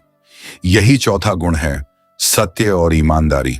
और अगर आपके भीतर यह गुण मजबूत हो रहा है, तो समझिए कि भगवान के प्रति आपकी भक्ति केवल आपकी प्रार्थना में नहीं, आपके चरित्र में भी दिखाई देने लगी है। सच्चा भक्त वह नहीं जो केवल भगवान के सामने सच बोले। सच्चा भक्त वह है जो भगवान को साक्षी मानकर अकेले में भी गलत करने से बचे। पांचवां गुण, निस्वार्थ सेवा। जिस हृदय में भगवान के लिए सच्चा प्रेम जागने लगता है, वहां धीरे धीरे एक ऐसी भावना पैदा होती है जिसमें इंसान केवल यह नहीं सोचता कि मुझे क्या मिलेगा, बल्कि उसके भीतर यह सवाल उठने लगता है, मैं किसी के काम कैसे आ सकता हूं? यही पांचवां गुण है, निस्वार्थ सेवा। निस्वार्थ सेवा का अर्थ केवल किसी गरीब को पैसे दे देना या किसी जरूरतमंद को खाना खिला देना नहीं है। सेवा का असली अर्थ इससे बहुत बड़ा है। किसी के दुख को समझना, किसी की जरूरत के समय उसके साथ खड़ा होना, किसी परेशान इंसान की बात धैर्य से सुनना, किसी बुजुर्ग की मदद करना, किसी भूखे को भोजन देना, किसी बच्चे को सही दिशा दिखाना, किसी टूटे हुए व्यक्ति को उम्मीद देना, यह सब सेवा है। और सबसे सुंदर बात यह है कि सेवा हमेशा बड़ी नहीं होती। कई बार एक छोटा सा काम किसी के पूरे दिन को बदल देता है। किसी थके हुए व्यक्ति से प्रेम से पूछ लेना, आप ठीक हैं? किसी परेशान इंसान को कुछ देर बैठाकर उसकी बात सुन लेना, रास्ते में किसी बुजुर्ग को सड़क पार कराने में मदद कर देना, किसी जरूरतमंद को बिना उसका अपमान किए सहायता दे देना। ये छोटी चीजें दिखाई देती हैं, लेकिन इनके पीछे छिपी भावना बहुत बड़ी हो सकती है। क्योंकि सेवा की कीमत काम के आकार से नहीं, भावना की सच्चाई से तय होती है। अगर कोई व्यक्ति हजारों रुपये दान करता है और फिर हर जगह बताता है कि उसने कितना बड़ा काम किया, तो वहां सेवा के साथ अहंकार भी जुड़ सकता है। लेकिन कोई व्यक्ति अपनी क्षमता के अनुसार थोड़ा सा भी देता है और उसके बदले कुछ नहीं चाहता, किसी को बताना भी जरूरी नहीं समझता, तो उसकी भावना बहुत गहरी हो सकती है। यही निस्वार्थता है। निस्वार्थ सेवा में इंसान हिसाब नहीं रखता कि मैंने इसके लिए इतना किया, अब यह मेरे लिए क्या करेगा। वह किसी की मदद करके अगले दिन यह उम्मीद नहीं करता कि सामने वाला बदले में मैं उसकी मदद जरूर करे। वह किसी का दर्द कम करके यह नहीं सोचता कि अब मेरी तारीफ होनी चाहिए। वह किसी की मदद को अपनी महानता का प्रमाण नहीं बनाता, क्योंकि उसके लिए सेवा किसी सौदे का नाम नहीं है। सेवा का अर्थ है, जहां मेरी क्षमता किसी के काम आ सकती है, वहां मैं अपनी क्षमता का उपयोग करूंगा। यही भावना धीरे धीरे हृदय को बदलती है। आपने कभी गौर किया है कि जब हम केवल अपने बारे में सोचते रहते हैं तो छोटी सी समस्या भी बहुत बड़ी लगने लगती है। मेरे साथ ऐसा क्यों हुआ? मेरे पास ये क्यों नहीं है? मुझे वह क्यों नहीं मिला? लोग मुझे महत्व क्यों नहीं देते? ऐसे सवाल मन को लगातार अपने ही आसपास घुमाते रहते हैं। लेकिन जब आप किसी दूसरे के लिए कुछ करने निकलते हैं तो आपकी दृष्टि बदलने लगती है। आप देखते हैं कि किसी और की परेशानी आपसे भी बड़ी है। किसी को भोजन चाहिए, किसी को दवा नहीं बल्कि साथ चाहिए, किसी को पैसा नहीं बल्कि सही सलाह चाहिए, किसी को सलाह नहीं केवल कोई सुनने वाला चाहिए। किसी को अपने दुख के बीच यह महसूस करना है कि दुनिया में अभी भी कोई उसके साथ खड़ा है। और तब आपको समझ आता है कि जीवन केवल मुझे क्या मिला का नाम नहीं है। जीवन में एक सुंदर सवाल यह भी है, मेरे होने से किसी और के जीवन में क्या अच्छा हुआ? यही सवाल सेवा की शुरुआत कर सकता है। लेकिन निस्वार्थ सेवा का अर्थ यह नहीं कि आप अपनी पूरी जिंदगी दूसरों के लिए छोड़ दें और खुद को बिल्कुल भूल जाएं। अपने शरीर, अपने परिवार, अपनी जिम्मेदारियों और अपनी जरूरतों का ध्यान रखना भी जरूरी है। सच्ची सेवा संतुलन सिखाती है, आत्मविनाश नहीं। आप जितना कर सकते हैं उतना कीजिए, लेकिन प्रेम से कीजिए, दिखावे के लिए नहीं, दबाव में नहीं, किसी से प्रशंसा पाने के लिए नहीं, और सबसे जरूरी, किसी को छोटा महसूस कराकर नहीं, क्योंकि मदद करने का तरीका भी सेवा का हिस्सा है। मान लीजिए किसी जरूरतमंद को पैसे की जरूरत है और आप उसकी मदद करते हुए उसे सबके सामने अपमानित कर दें। आपने पैसा तो दिया, लेकिन उसके आत्मसम्मान को चोट पहुंचा दी। ऐसी मदद में भावना अधूरी रह गई। सच्ची सेवा वह है जिसमें सामने वाले की जरूरत पूरी हो और उसकी गरिमा भी बची रहे। अगर किसी को मदद चाहिए तो उसकी कमजोरी को तमाशा मत बनाइए। उसकी मजबूरी को दूसरों के सामने बताकर अपनी महानता मत दिखाइए। उसकी परेशानी की तस्वीर खींचकर दुनिया को यह मत बताइए कि देखो मैंने इसकी मदद की। अगर संभव हो तो मदद कीजिए और आगे बढ़ जाइए, क्योंकि कुछ अच्छे काम ऐसे होते हैं जिन्हें केवल भगवान जाने, दुनिया नहीं। और शायद ऐसे कामों की सुंदरता सबसे अलग होती है जब कोई आपको देख नहीं रहा होता और फिर भी आप अच्छा काम करते हैं। तब आपका कर्म केवल प्रदर्शन नहीं रह जाता। आप किसी भूखे को खाना देते हैं और किसी को बताते भी नहीं। आप किसी गरीब बच्चे की फीस भरते हैं और उसका नाम लेकर अपनी प्रसिद्धि नहीं बनाते। आप किसी बुजुर्ग की मदद करते हैं और फोटो खिंचवाने की जरूरत महसूस नहीं करते। आप किसी दुखी व्यक्ति की बात सुनते हैं और अगले दिन उसकी कहानी दूसरों को नहीं बताते। यह निस्वार्थ सेवा का बहुत सुंदर रूप है, क्योंकि वहां सेवा के केंद्र में मैं नहीं रहता। वहां केवल जरूरत और करुणा रहती है। और यही कारण है कि सच्ची सेवा धीरे धीरे अहंकार को कम करती है। जब आप किसी जरूरतमंद के सामने खड़े होते हैं तब आपको एहसास होता है कि जीवन ने आपको किसी चीज की सुविधा दी है और किसी दूसरे को उसकी जरूरत है। आप यह नहीं सोचते कि मैं इससे बड़ा हूं, बल्कि सोचते हैं आज मेरे पास है इसलिए मैं दे सकता हूं। कल परिस्थिति बदल सकती है। आज आप किसी का हाथ पकड़ रहे हैं, कल शायद कोई आपका हाथ पकड़े। यही जीवन का चक्र है। इसलिए किसी की मदद करते समय कभी यह मत सोचिए कि आप ऊपर हैं और सामने वाला नीचे। आप दोनों इंसान हैं। आज भूमिका अलग है, बस। और यही समझ सेवा को पवित्र बनाती है। कई बार भगवान हमारे जीवन में ऐसे अवसर भेजते हैं जहां हमें लगता है कि हम किसी की मदद कर रहे हैं, लेकिन वास्तव में वह परिस्थिति हमें भीतर से बदल रही होती है। आप किसी गरीब को भोजन देने जाते हैं और लौटते समय आपके भीतर कृतज्ञता आ जाती है। आप किसी बीमार व्यक्ति की सेवा करते हैं और आपको अपने स्वस्थ शरीर की कीमत समझ आती है। आप किसी संघर्ष कर रहे व्यक्ति से मिलते हैं और आपको अपनी समस्याएं छोटी लगने लगती हैं। आप किसी अकेले बुजुर्ग के साथ कुछ समय बिताते हैं और आपको समझ आता है कि हर इंसान को केवल धन नहीं, साथ भी चाहिए। यही सेवा की अद्भुत शक्ति है। यह केवल सामने वाले को नहीं बदलती, यह सेवा करने वाले को भी बदलती है। आपका नजरिया बदलता है, आपकी भाषा बदलती है, आपकी प्राथमिकताएं बदलती हैं, आपका मन थोड़ा नरम होता है, आप दूसरों की परेशानी को ज्यादा महसूस करने लगते हैं और धीरे धीरे मैं की जगह हम का भाव आने लगता है। यही आध्यात्मिक विकास का एक सुंदर संकेत हो सकता है। लेकिन यहां एक बहुत बड़ी परीक्षा भी है। अगर आपने किसी की मदद की और बदले में उसने आपको धन्यवाद नहीं दिया तो क्या आप नाराज हो जाएंगे? क्या आप कहेंगे, मैंने इसके लिए इतना किया और इसने धन्यवाद तक नहीं दिया? अगर हां, तो शायद आपकी सेवा के भीतर अभी भी अपेक्षा छिपी हुई है। निस्वार्थ सेवा तब होती है जब सामने वाला धन्यवाद दे या न दे, आपकी भावना पूरी तरह नहीं बदलती। आपने मदद इसीलिए की क्योंकि उस समय मदद करना सही लगा। बस आपने किसी को रास्ता दिखाया और उसने आपको धन्यवाद नहीं कहा। कोई बात नहीं। आपने किसी की बात सुनी और उसने बाद में आपको याद नहीं किया। कोई बात नहीं। आपने किसी की मुश्किल घड़ी में साथ दिया और बाद में वह आपको भूल गया। दर्द हो सकता है, लेकिन फिर भी आपकी अच्छाई को उसकी प्रतिक्रिया का गुलाम मत बनाइए, क्योंकि अगर आपकी अच्छाई केवल दूसरों की प्रशंसा पर निर्भर है तो वह अच्छाई अभी स्वतंत्र नहीं हुई। सच्ची सेवा कहती है, मैं अपना कर्म करूंगा, परिणाम और सामने वाले की प्रतिक्रिया मेरे हाथ में नहीं। यह भावना मन को बहुत मुक्त करती है। लेकिन इसका मतलब यह भी नहीं कि आप लगातार ऐसे लोगों की मदद करते रहें जो आपकी अच्छाई का फायदा उठाते हैं। सेवा के साथ विवेक जरूरी है। अगर कोई व्यक्ति आपकी मदद का गलत इस्तेमाल कर रहा है तो अपनी सीमा तय कीजिए। अगर कोई बार बार आपकी भावनाओं का फायदा उठाता है तो दूरी रखिए। अगर कोई आपकी सेवा को अपना अधिकार समझने लगे तो उसे रोकना भी जरूरी है, क्योंकि निस्वार्थता का मतलब मूर्खता नहीं है। सच्ची सेवा में प्रेम के साथ बुद्धि भी होती है। कभी सेवा का अर्थ किसी को पैसा देना नहीं, बल्कि उसे अपने पैरों पर खड़ा होने में मदद करना होता है। अगर कोई व्यक्ति हर बार मदद मांगता है तो कभी कभी उसे केवल मदद देने के बजाय सही दिशा दिखाना ज्यादा उपयोगी हो सकता है।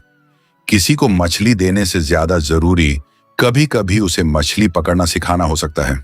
यानी सेवा का सबसे सुंदर रूप वह हो सकता है जो इंसान को हमेशा के लिए निर्भर बनाने के बजाय सक्षम बनाए। किसी बच्चे को केवल चीज खरीद कर देना आसान है, लेकिन उसे शिक्षा देना, समय देना, उसकी बात सुनना और उसके भीतर आत्मविश्वास जगाना कहीं ज्यादा गहरी सेवा हो सकती है। किसी परेशान व्यक्ति को केवल यह कहना कि सब ठीक हो जाएगा आसान है, लेकिन उसके साथ बैठकर यह समझना कि वह किस समस्या से गुजर रहा है और फिर संभव हो तो सही सहायता तक पहुंचाना ज्यादा सार्थक हो सकता है। यही सेवा की गहराई है। अब अपने जीवन के बारे में सोचिए। आपके पास कौन सी चीज है जो किसी दूसरे के काम आ सकती है? शायद आपके पास पैसा है, शायद आपके पास समय है, शायद आपके पास ज्ञान है, शायद आपके पास कोई कौशल है, शायद आपके पास केवल सुनने की क्षमता है, शायद आप किसी को सही व्यक्ति से जोड़ सकते हैं, शायद आप किसी का हौसला बढ़ा सकते हैं, शायद आपके पास किसी को एक अच्छा शब्द कहने की क्षमता है। याद रखिए, सेवा करने के लिए अमीर होना जरूरी नहीं, सेवा करने के लिए बहुत बड़ा पद होना जरूरी नहीं, सेवा करने के लिए हजारों रुपए होना जरूरी नहीं। कई बार आपका 5 मिनट का समय किसी अकेले व्यक्ति के लिए बहुत मूल्यवान हो सकता है। किसी परेशान दोस्त को बिना निर्णय सुनाए उसकी बात सुन लेना भी सेवा है। किसी बुजुर्ग को सम्मान से बैठने की जगह देना भी सेवा है। किसी बच्चे को सही रास्ता समझाना भी सेवा है। किसी जानवर को पानी देना भी सेवा है। किसी भूखे व्यक्ति को भोजन देना भी सेवा है। किसी के दुख का मजाक न उड़ाना भी सेवा है। किसी की कमजोरी को दूसरों के सामने न बताना भी सेवा है। और कभी कभी अपनी जुबान को रोक लेना भी सेवा है, क्योंकि आपके एक कठोर शब्द से किसी का मन टूट सकता है। इसलिए सेवा केवल हाथों से नहीं होती, सेवा आंखों से भी होती है जब आप किसी की जरूरत पहचानते हैं। सेवा कानों से भी होती है जब आप किसी की बात ध्यान से सुनते हैं। सेवा जुबान से भी होती है जब आप किसी को सही शब्द देते हैं। सेवा समय से भी होती है जब आप किसी के लिए अपना समय निकालते हैं। सेवा धन से भी होती है जब आप अपनी क्षमता के अनुसार सहायता करते हैं। और सेवा हृदय से होती है जब आप यह सब बिना स्वार्थ के करते हैं। यही निस्वार्थ सेवा है। भगवान की भक्ति में भी सेवा का स्थान बहुत सुंदर है। आप भगवान को फूल चढ़ाते हैं, दीपक जलाते हैं, प्रसाद चढ़ाते हैं, यह आपकी श्रद्धा है। लेकिन जब उसी श्रद्धा की रोशनी आपके व्यवहार में आती है और आप किसी इंसान के दर्द को महसूस करते हैं, तब आपकी भक्ति जीवन से जुड़ती है। मंदिर में भगवान के सामने सिर झुकाना सुंदर है, लेकिन मंदिर से बाहर निकलकर किसी जरूरतमंद के सामने इंसानियत के साथ खड़ा होना भी उतना ही महत्वपूर्ण है। भजन सुनना सुंदर है, लेकिन किसी रोते हुए इंसान की बात सुन लेना भी भक्ति का एक रूप हो सकता है। मंत्र का जाप सुंदर है, लेकिन क्रोध में अपनी जुबान को रोक लेना भी साधना हो सकती है। दान करना सुंदर है, लेकिन दान करते समय सामने वाले का सम्मान बचाना उससे भी सुंदर है। और सबसे सुंदर तब होता है जब आप किसी की मदद करके उसे याद भी नहीं रखते, लेकिन आपका छोटा सा काम उसकी जिंदगी में लंबे समय तक याद रहता है। यही निस्वार्थ सेवा की शक्ति है। कभी कभी जीवन हमें पूछता है, तुम्हें कितना मिला? लेकिन आध्यात्मिकता एक दिन आपसे पूछती है, तुमने कितना बांटा? आपने कितना पैसा कमाया? ये एक सवाल है, लेकिन आपने कितने लोगों के चेहरे पर मुस्कान लाई? ये दूसरा सवाल है। आपको कितने लोगों ने सम्मान दिया? यह एक बात है, लेकिन आपने कितने लोगों को सम्मान दिया? यह उससे भी बड़ी बात है। आपके पास कितनी चीजें हैं? यह एक बात है, लेकिन आपके पास कितना देने वाला हृदय है? यह आपकी असली संपत्ति हो सकती है। और यही कारण है कि निस्वार्थ सेवा करने वाला इंसान धीरे धीरे अपने जीवन को एक अलग नजर से देखने लगता है। उसे केवल अपनी सफलता नहीं दिखाई देती, उसे दूसरों की जरूरत भी दिखाई देती है। उसे केवल अपनी परेशानियां नहीं दिखाई देती, उसे दूसरों का दर्द भी दिखाई देता है। उसे केवल अपना भविष्य नहीं दिखाई देता, उसे यह भी दिखाई देता है कि उसके कर्म किसी और के जीवन को कैसे प्रभावित कर रहे हैं। और यही जागरूकता बहुत बड़ी चीज है। आज से एक छोटा सा संकल्प लिया जा सकता है। हर दिन कम से कम एक ऐसा काम करना है जिसके बदले में आपको कुछ नहीं चाहिए। किसी की मदद, किसी के लिए प्रार्थना, किसी को भोजन, किसी को सही सलाह, किसी की बात सुनना, किसी को माफ करना, किसी के लिए रास्ता आसान करना। और अगर संभव हो तो उस काम का प्रचार न करना, क्योंकि कुछ कर्म ऐसे होते हैं जिन्हें दुनिया की तालियों की जरूरत नहीं होती। उनकी सबसे बड़ी गवाही आपका अपना अंतर्मन होता है। जब आप रात को सोने जाएं और आपको याद आए कि आज आपने किसी का दिन थोड़ा बेहतर बनाया, तो शायद वह संतोष किसी बड़ी चीज से कम नहीं, क्योंकि पैसा खर्च करके खरीदी हुई खुशी जल्दी खत्म हो सकती है, लेकिन किसी के जीवन में अच्छाई का कारण बनने से मिलने वाली शांति बहुत गहरी हो सकती है। और यही सेवा का सुंदर रहस्य है। आप किसी और के लिए दीपक जलाते हैं और उसकी रोशनी सबसे पहले आपके अपने हाथों पर पड़ती है। आप किसी और के जीवन में उम्मीद बनते हैं और आपके भीतर भी उम्मीद पैदा होती है।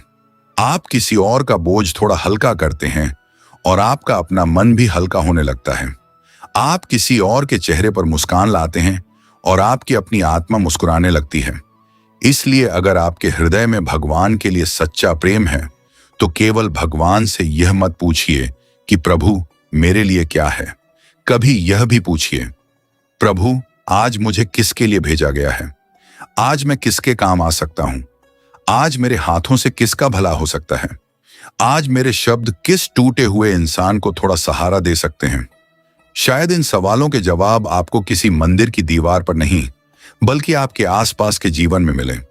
और जब आप उस अवसर को पहचान कर बिना स्वार्थ के किसी के लिए कुछ कर देते हैं, तब शायद आपको समझ आता है कि सेवा केवल दूसरे की मदद नहीं थी, वह आपके अपने हृदय की सफाई भी थी। क्योंकि जितना आप देते हैं उतना ही मैं थोड़ा कम होता है, और जब मैं कम होता है तब प्रेम के लिए जगह बढ़ती है। जब प्रेम बढ़ता है तब करुणा बढ़ती है। जब करुणा बढ़ती है तब भगवान की अनुभूति के लिए हृदय और ज्यादा संवेदनशील होता है।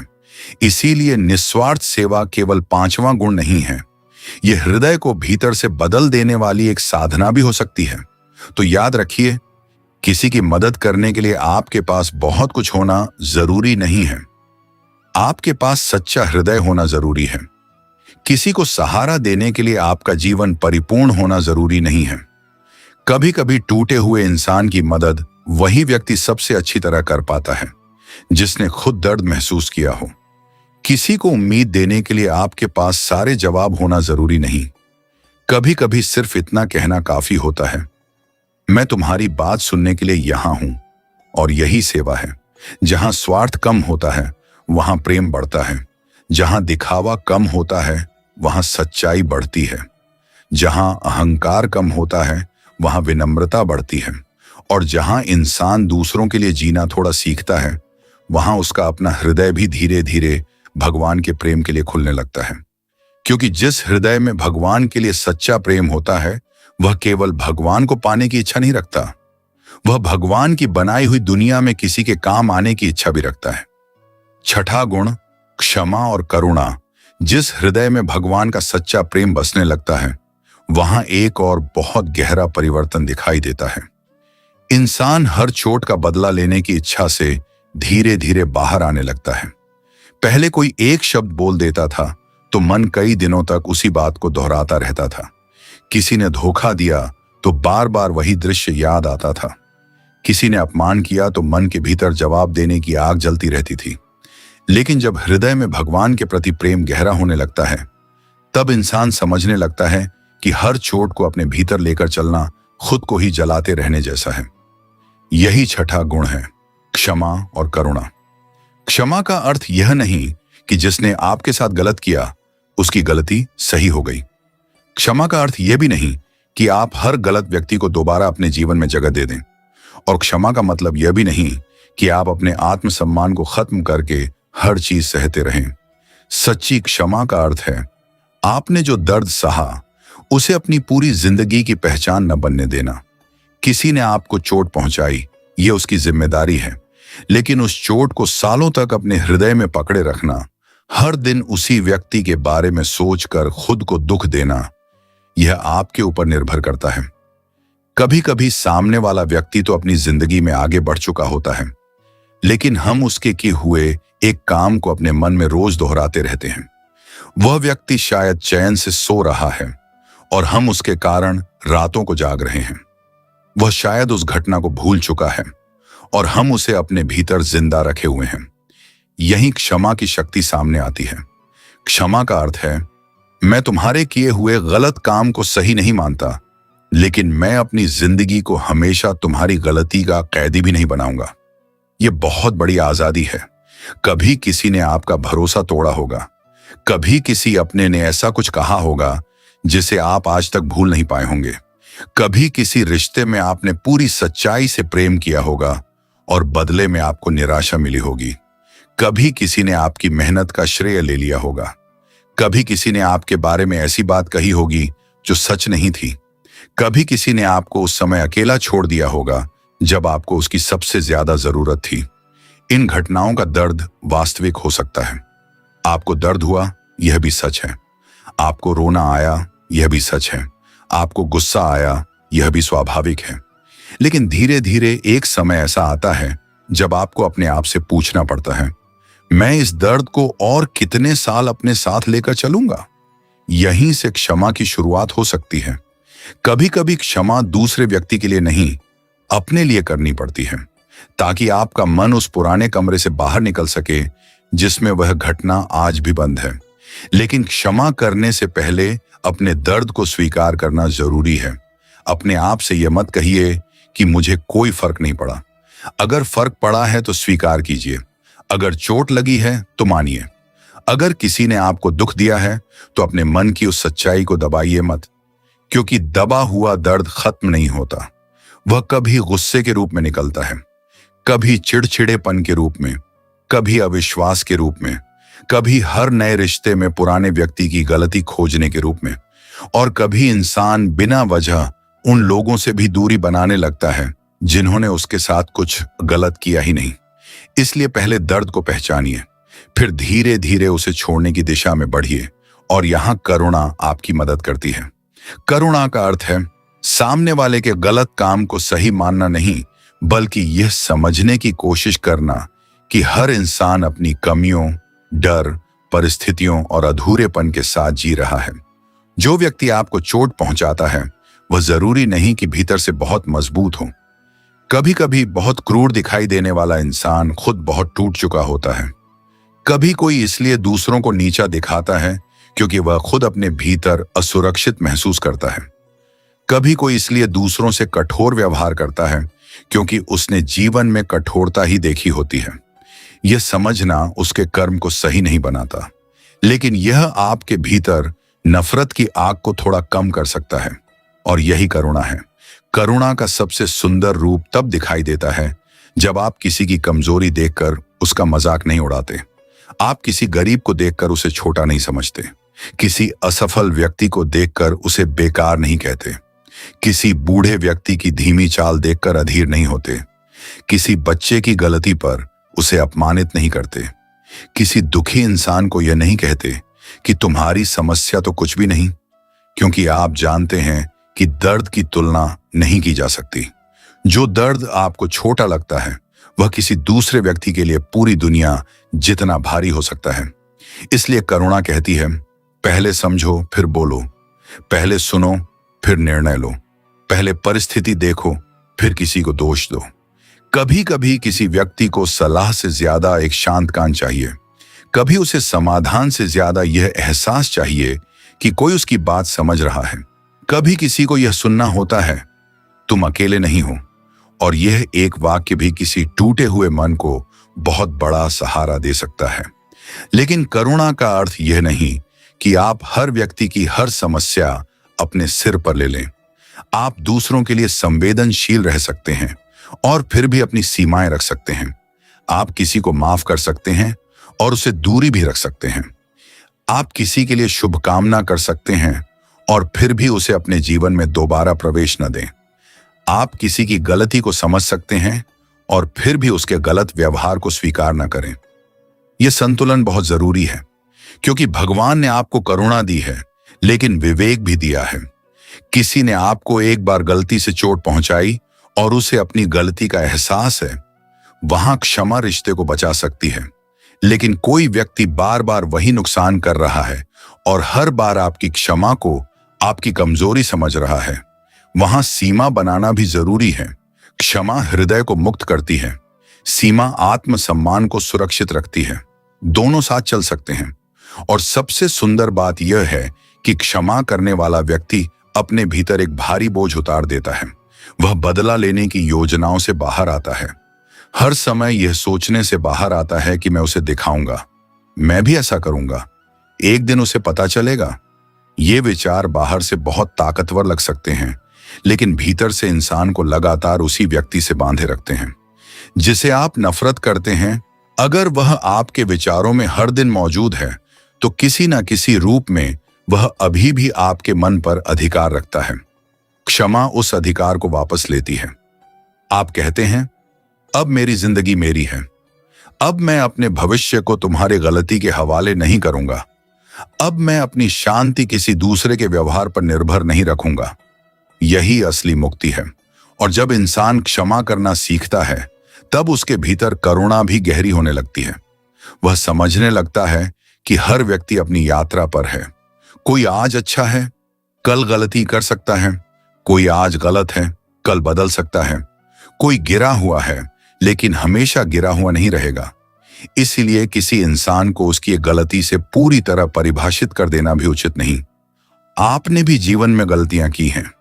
आपने भी कभी किसी को दुख दिया होगा। आपने भी कभी ऐसी बात कही होगी जिसे बाद में सोचकर आपको अफसोस हुआ होगा।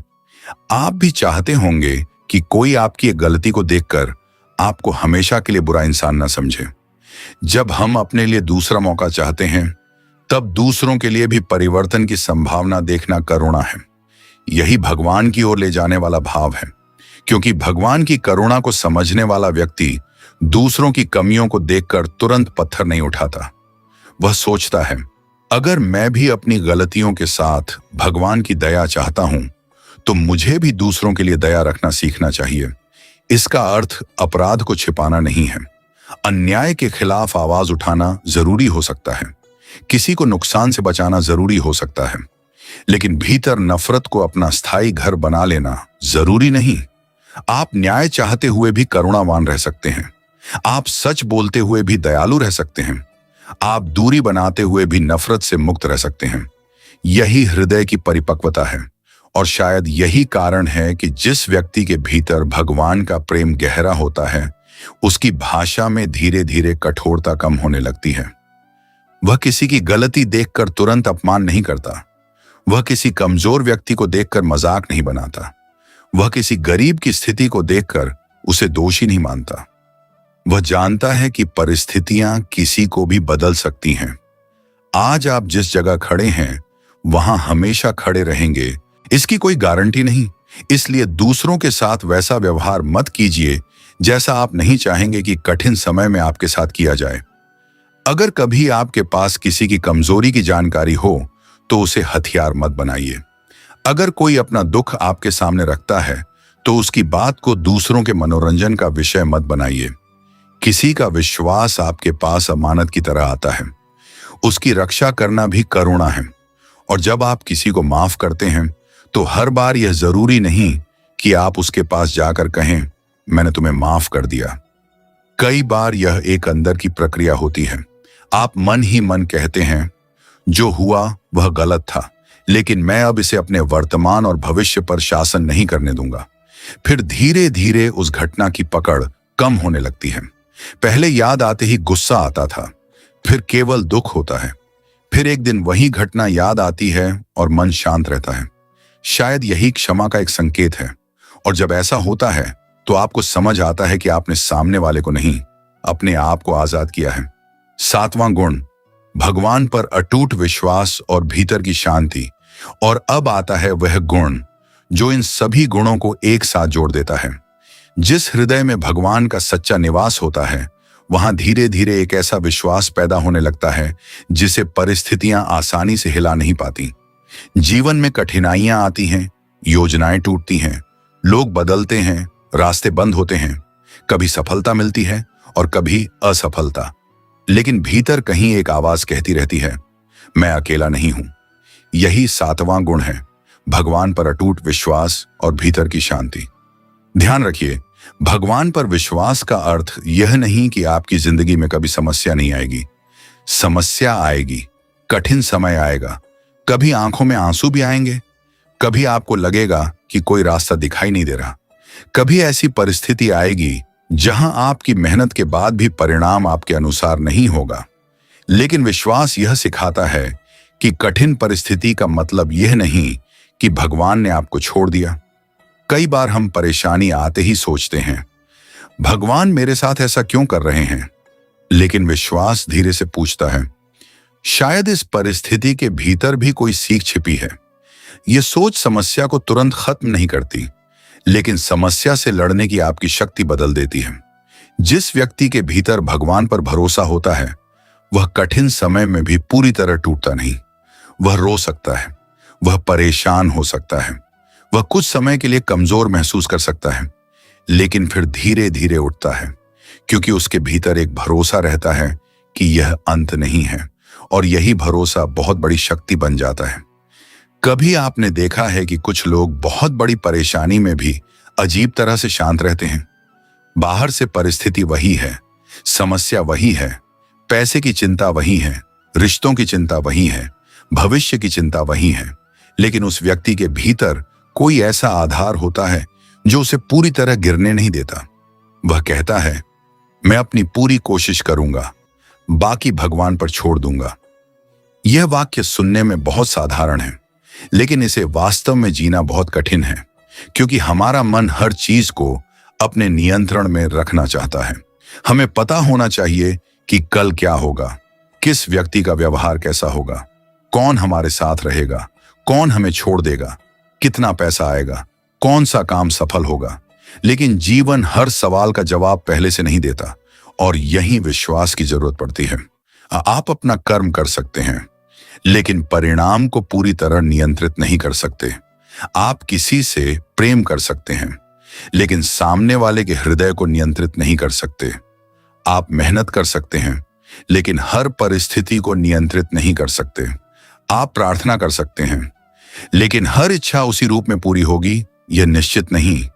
इसीलिए विश्वास का अर्थ है अपनी जिम्मेदारी पूरी करना और परिणाम को लेकर भीतर से भगवान पर भरोसा रखना। इसका मतलब आलसी होकर बैठ जाना नहीं है।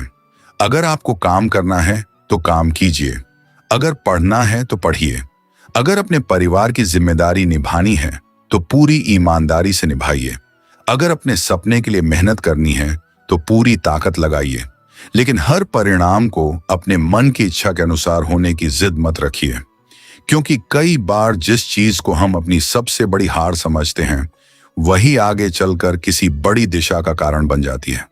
एक रास्ता बंद होता है, हम दुखी होते हैं, लेकिन कुछ समय बाद कोई दूसरा रास्ता खुलता है।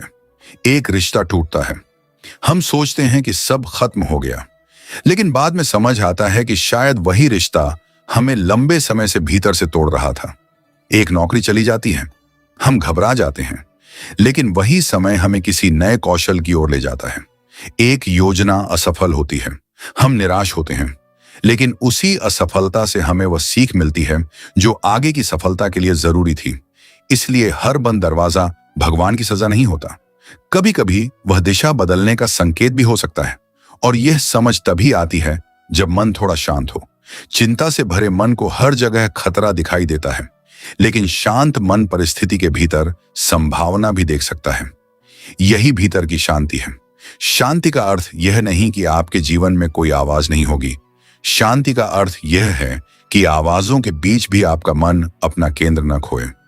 लोग आपके बारे में कुछ कहें, आपको आलोचना मिले, कोई आपको गलत समझे, कोई आपके साथ ना आए, फिर भी भीतर से आप जानते रहें, मुझे पता है मैं कौन हूं और मैं किस दिशा में जा रहा हूं।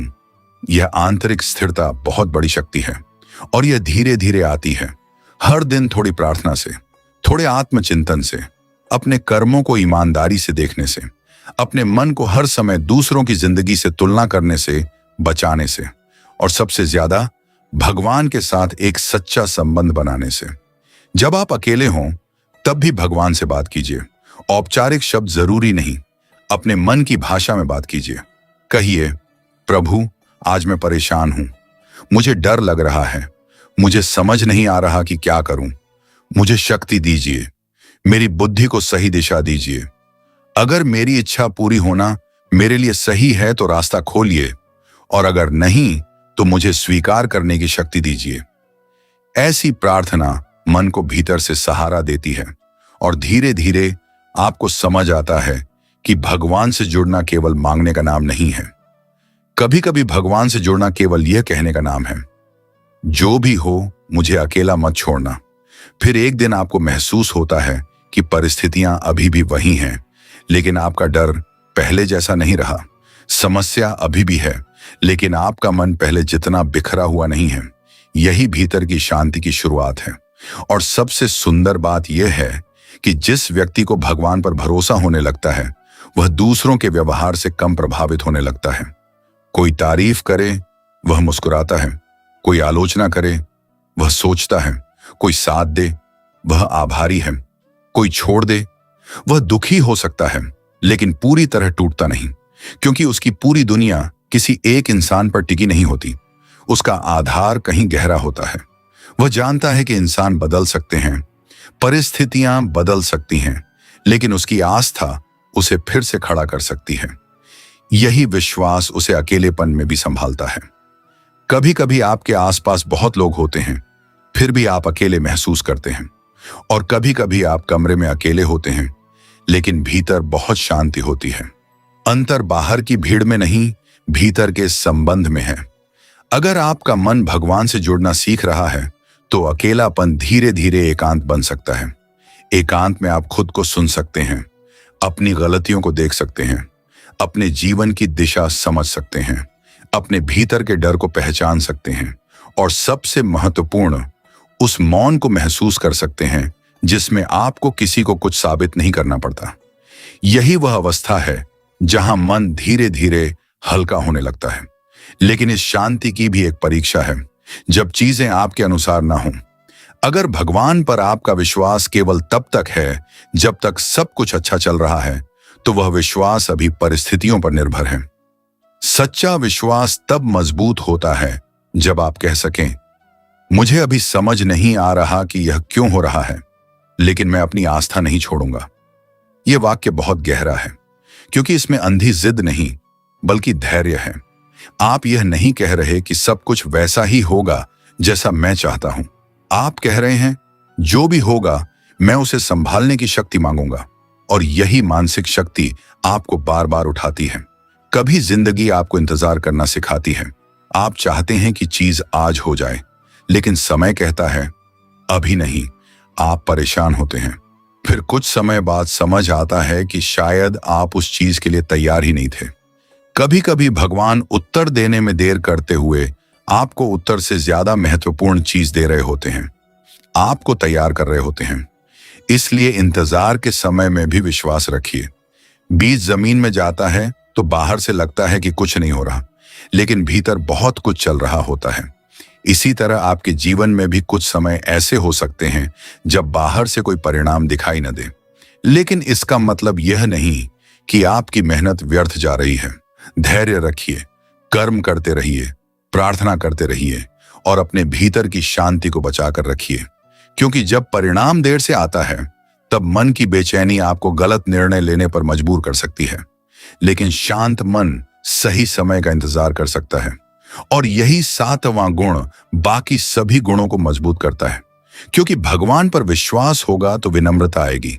आप समझेंगे कि सब कुछ केवल आपके नियंत्रण में नहीं। विश्वास होगा तो सत्य बोलने का साहस आएगा।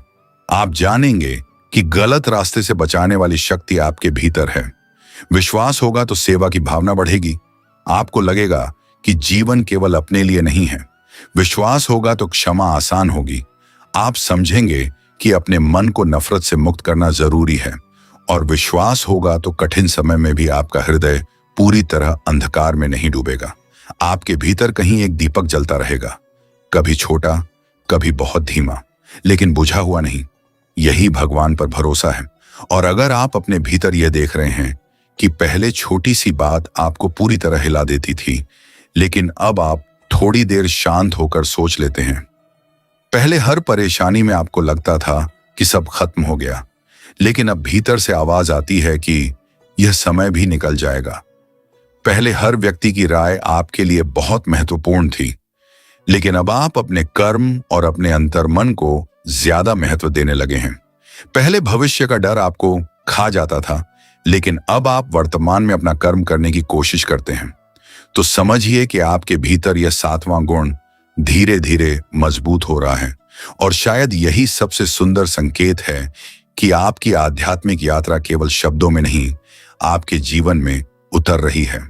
क्योंकि भगवान के करीब जाने का अर्थ हमेशा आंखें बंद करके कोई अद्भुत दृश्य देखना नहीं होता। कभी भगवान के करीब जाने का अर्थ है कठिन समय में भी मनुष्य बने रहना, गुस्से में भी किसी को अपमानित न करना, दुख में भी किसी और के दुख को समझना, सफलता में भी सिर न चढ़ना, असफलता में भी खुद को खत्म न समझना, गलती में भी सत्य स्वीकार करना। और जब जीवन आपके अनुसार न चले तब भी भीतर से कहना, हे प्रभु मुझे रास्ता दिखाई, लेकिन मुझे विश्वास है कि आप मुझे रास्ता दिखाएंगे। यही विश्वास है, यही शांति है। और शायद यही उस हृदय की सबसे सुंदर पहचान है जिसमें भगवान का निवास होने लगता है। क्योंकि ऐसा हृदय परिस्थितियों से नहीं, विश्वास से चलता है। वह तूफान देखकर रास्ता छोड़ता नहीं, वह अंधेरा देखकर दीपक बुझाता नहीं, वह गिरकर हमेशा वहीं पड़ा नहीं रहता। वह आंसू पोंछता है, प्रार्थना करता है, फिर उठता है और कहता है, मेरी कोशिश मेरी जिम्मेदारी है, परिणाम भगवान के हाथ में है। यही वह भाव है जो इंसान को भीतर से मजबूत करता है। और जब यह भाव जीवन में गहराता जाता है तब धीरे धीरे मन को वह शांति मिलने लगती है जिसे दुनिया की कोई वस्तु खरीद नहीं सकती। क्योंकि जिस हृदय में भगवान पर सच्चा विश्वास होता है वहां तूफान आ सकते हैं, लेकिन भीतर का दीपक इतनी आसानी से नहीं बुझता।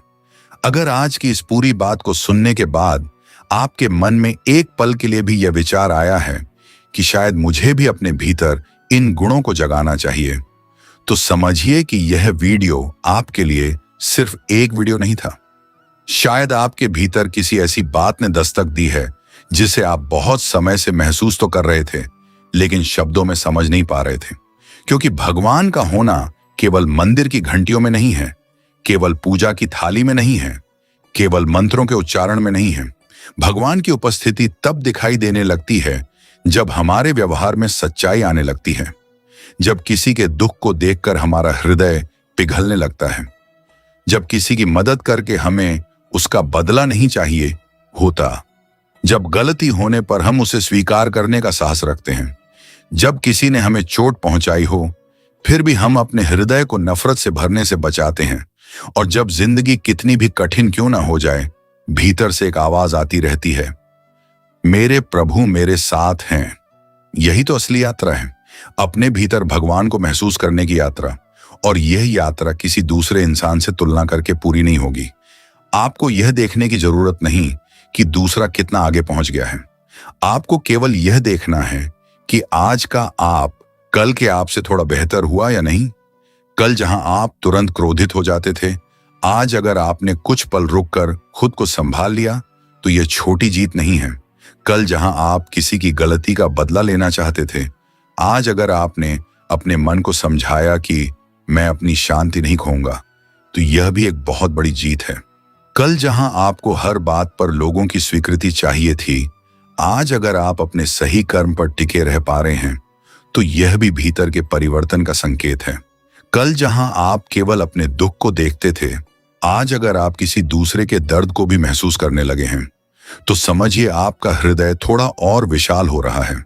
और कल जहां आपको लगता था कि हर समस्या का समाधान केवल आपके हाथ में होना चाहिए, आज अगर आप पूरी मेहनत करने के बाद परिणाम भगवान पर छोड़ना सीख रहे हैं, तो शायद आपके भीतर विश्वास जन्म ले रहा है।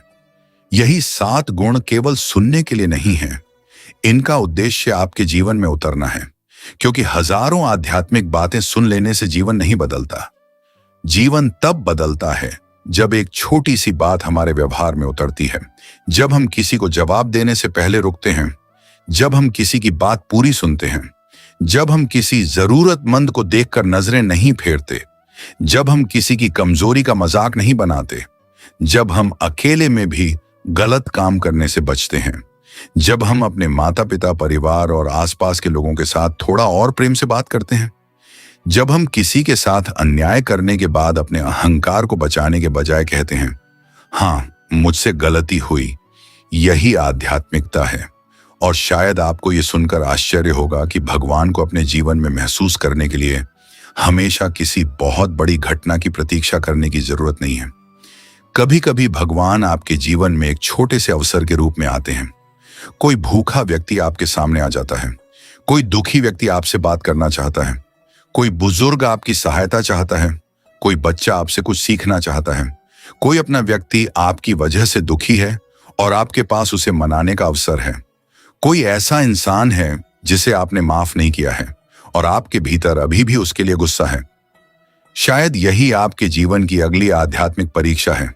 शायद भगवान आपसे यह नहीं पूछ रहे कि आपने कितने घंटे पूजा की, शायद वह यह देख रहे हैं कि जब आपको किसी के साथ कठोर होने का मौका मिला, तब आपने क्या चुना? जब आपको बदला लेने का मौका मिला, तब आपने क्या चुना? जब आपको झूठ बोलकर फायदा लेने का मौका मिला, तब आपने क्या चुना?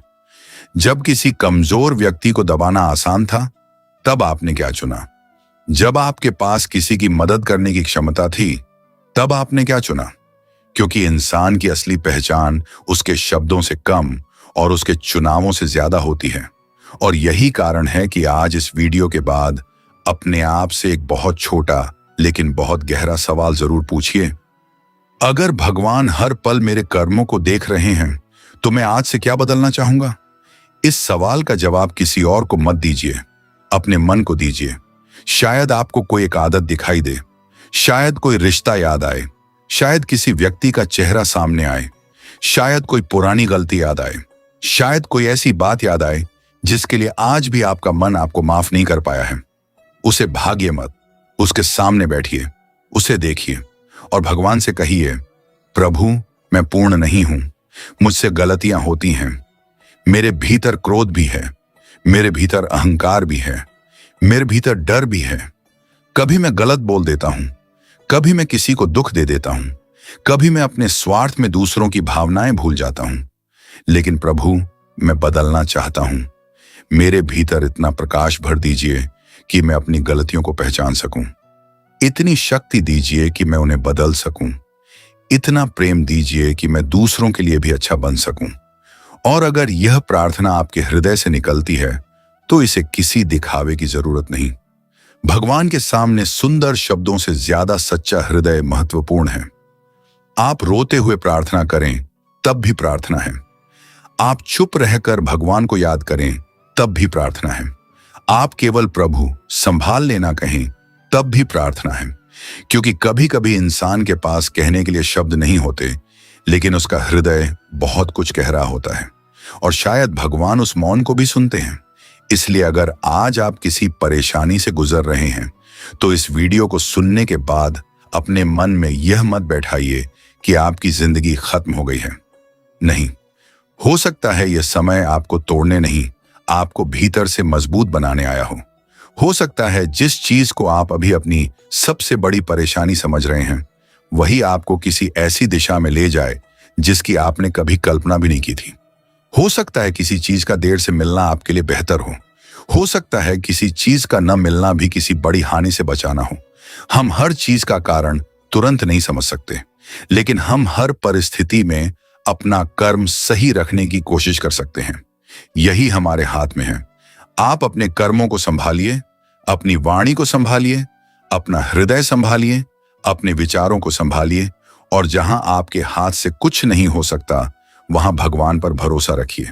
क्योंकि चिंता हर समस्या का समाधान नहीं देती, लेकिन सही कर्म और विश्वास आपको समस्या के बीच से निकलने की शक्ति दे सकते हैं। और यही परम ध्यान की यात्रा है। बाहर की दुनिया को बदलने से पहले अपने भीतर की दुनिया को बदलना, दूसरों से भगवान को खोजने से पहले अपने हृदय में भगवान के लिए जगह बनाना, दूसरों की गलतियां गिनने से पहले अपने भीतर झांकना, दूसरों से प्रेम की उम्मीद करने से पहले खुद प्रेम देना सीखना और दूसरों से सम्मान मांगने से पहले दूसरों का सम्मान करना सीखना। अगर आप यह कर पाए तो धीरे धीरे आपको महसूस होगा कि आध्यात्मिकता कोई अलग जीवन नहीं है, यही जीवन आध्यात्मिक बन सकता है। आप घर में हैं फिर भी आध्यात्मिक, आप काम कर रहे हैं फिर भी आध्यात्मिक, आप परिवार के साथ हैं फिर भी आध्यात्मिक। तो अगर आज की इस पूरी यात्रा में आपको अपनी जिंदगी का कोई एक हिस्सा भी दिखाई दिया हो तो उसे नजरअंदाज मत कीजिए। आज से 7 गुणों में से केवल एक गुण चुनिए, सिर्फ एक, और उसे अपने जीवन में उतारने की शुरुआत कीजिए। आज से थोड़ा ज्यादा सच्चा बनिए, आज से थोड़ा ज्यादा करुणामय बनिए, आज से किसी एक इंसान की बिना स्वार्थ मदद कीजिए, आज से किसी एक पुराने गुस्से को थोड़ा ढीला छोड़िए, आज से किसी एक गलत आदत को चुनौती दीजिए। शायद आपके शब्द बदलेंगे, शायद आपकी प्रतिक्रिया बदल जाएगी, शायद आपके रिश्ते बदलेंगे, शायद आपकी नींद शांत होगी, शायद आपके भीतर का डर थोड़ा कम होगा और सबसे महत्वपूर्ण, शायद आपको अपने ही भीतर एक ऐसा व्यक्ति दिखाई देने लगेगा जिसे आप लंबे समय से खोज रहे थे। वह व्यक्ति जो परिस्थितियों से नहीं टूटता, जो दूसरों की सफलता से जलता नहीं, जो किसी की गलती देखकर तुरंत नफरत नहीं करता, जो मदद करके उसका हिसाब नहीं रखता, जो सत्य बोलने से डरता नहीं, जो क्षमा करना जानता है और जो कठिन समय में भी भगवान का हाथ महसूस करने की कोशिश करता है। यही तो वह हृदय है जिसमें भगवान के लिए जगह बनती है। तो प्यारे भक्तों, अगर आपके हृदय ने आज की इस बात को महसूस किया है तो परम ध्यान चैनल को अभी सब्सक्राइब जरूर करें। वीडियो पसंद आया हो तो इसे लाइक करें, क्योंकि आपका एक छोटा सा लाइक इस आध्यात्मिक संदेश को और लोगों तक पहुंचाने में मदद कर सकता है। और कमेंट में केवल एक शब्द जरूर लिखिए, राधे राधे, और उसके साथ यह भी बताइए कि आप यह वीडियो किस समय देख रहे हैं और किस जगह से देख रहे हैं। क्योंकि जब कमेंट में अलग अलग जगहों और अलग अलग समय से भक्तों के संदेश आते हैं तो ऐसा लगता है जैसे एक ही प्रेम से जुड़े हुए लोग दूर दूर बैठकर भी एक साथ भगवान का नाम ले रहे हैं। अगर आपको लगता है कि यह संदेश आपके किसी अपने के जीवन में भी उम्मीद जगा सकता है तो उसे यह वीडियो जरूर भेजिए। हो सकता है वह व्यक्ति इस समय किसी ऐसी परेशानी से गुजर रहा हो जिसके बारे में वह किसी से बात नहीं कर पा रहा। हो सकता है उसे केवल एक संदेश की जरूरत हो कि हिम्मत रखो, भगवान तुम्हारे साथ है। और हो सकता है आपका भेजा हुआ यह वीडियो उसके लिए वही छोटा सा सहारा बन जाए। इसलिए इस संदेश को अपने तक मत रखिए, इसे उस व्यक्ति तक पहुंचाइए जिसे इसकी जरूरत हो सकती है। और याद रखिए, भगवान को खोजने के लिए हमेशा दूर जाने की जरूरत नहीं होती। कभी अपने भीतर उतर कर देखिए, जहां सच्चाई है, जहां करुणा है, जहां सेवा है, जहां क्षमा है, जहां विनम्रता है, जहां विश्वास है, वहीं से भगवान की ओर जाने वाला रास्ता शुरू होता है। आपके जीवन में चाहे अभी कितनी भी उलझने हों, अपने हृदय का दीपक बुझने मत दीजिए, क्योंकि रात कितनी भी लंबी हो, सुबह को आने से कोई रोक नहीं सकता। और जीवन कितना भी कठिन हो, अगर आपके भीतर विश्वास जीवित है तो उम्मीद अभी भी जीवित है। राधे राधे प्यारे भक्तों, जय श्री कृष्ण। हरि ओम तत्सत। और ऐसी ही आत्मा को छू लेने वाली आध्यात्मिक यात्राओं के लिए जुड़े रहिए परम ध्यान के साथ। प्रेम से सुनिए, श्रद्धा से मनन कीजिए और अपने जीवन में उतारते जाइए। परम ध्यान, जहां बाहर की दुनिया से कुछ पल दूर होकर इंसान अपने भीतर भगवान की ओर एक कदम बढ़ाता है। राधे राधे।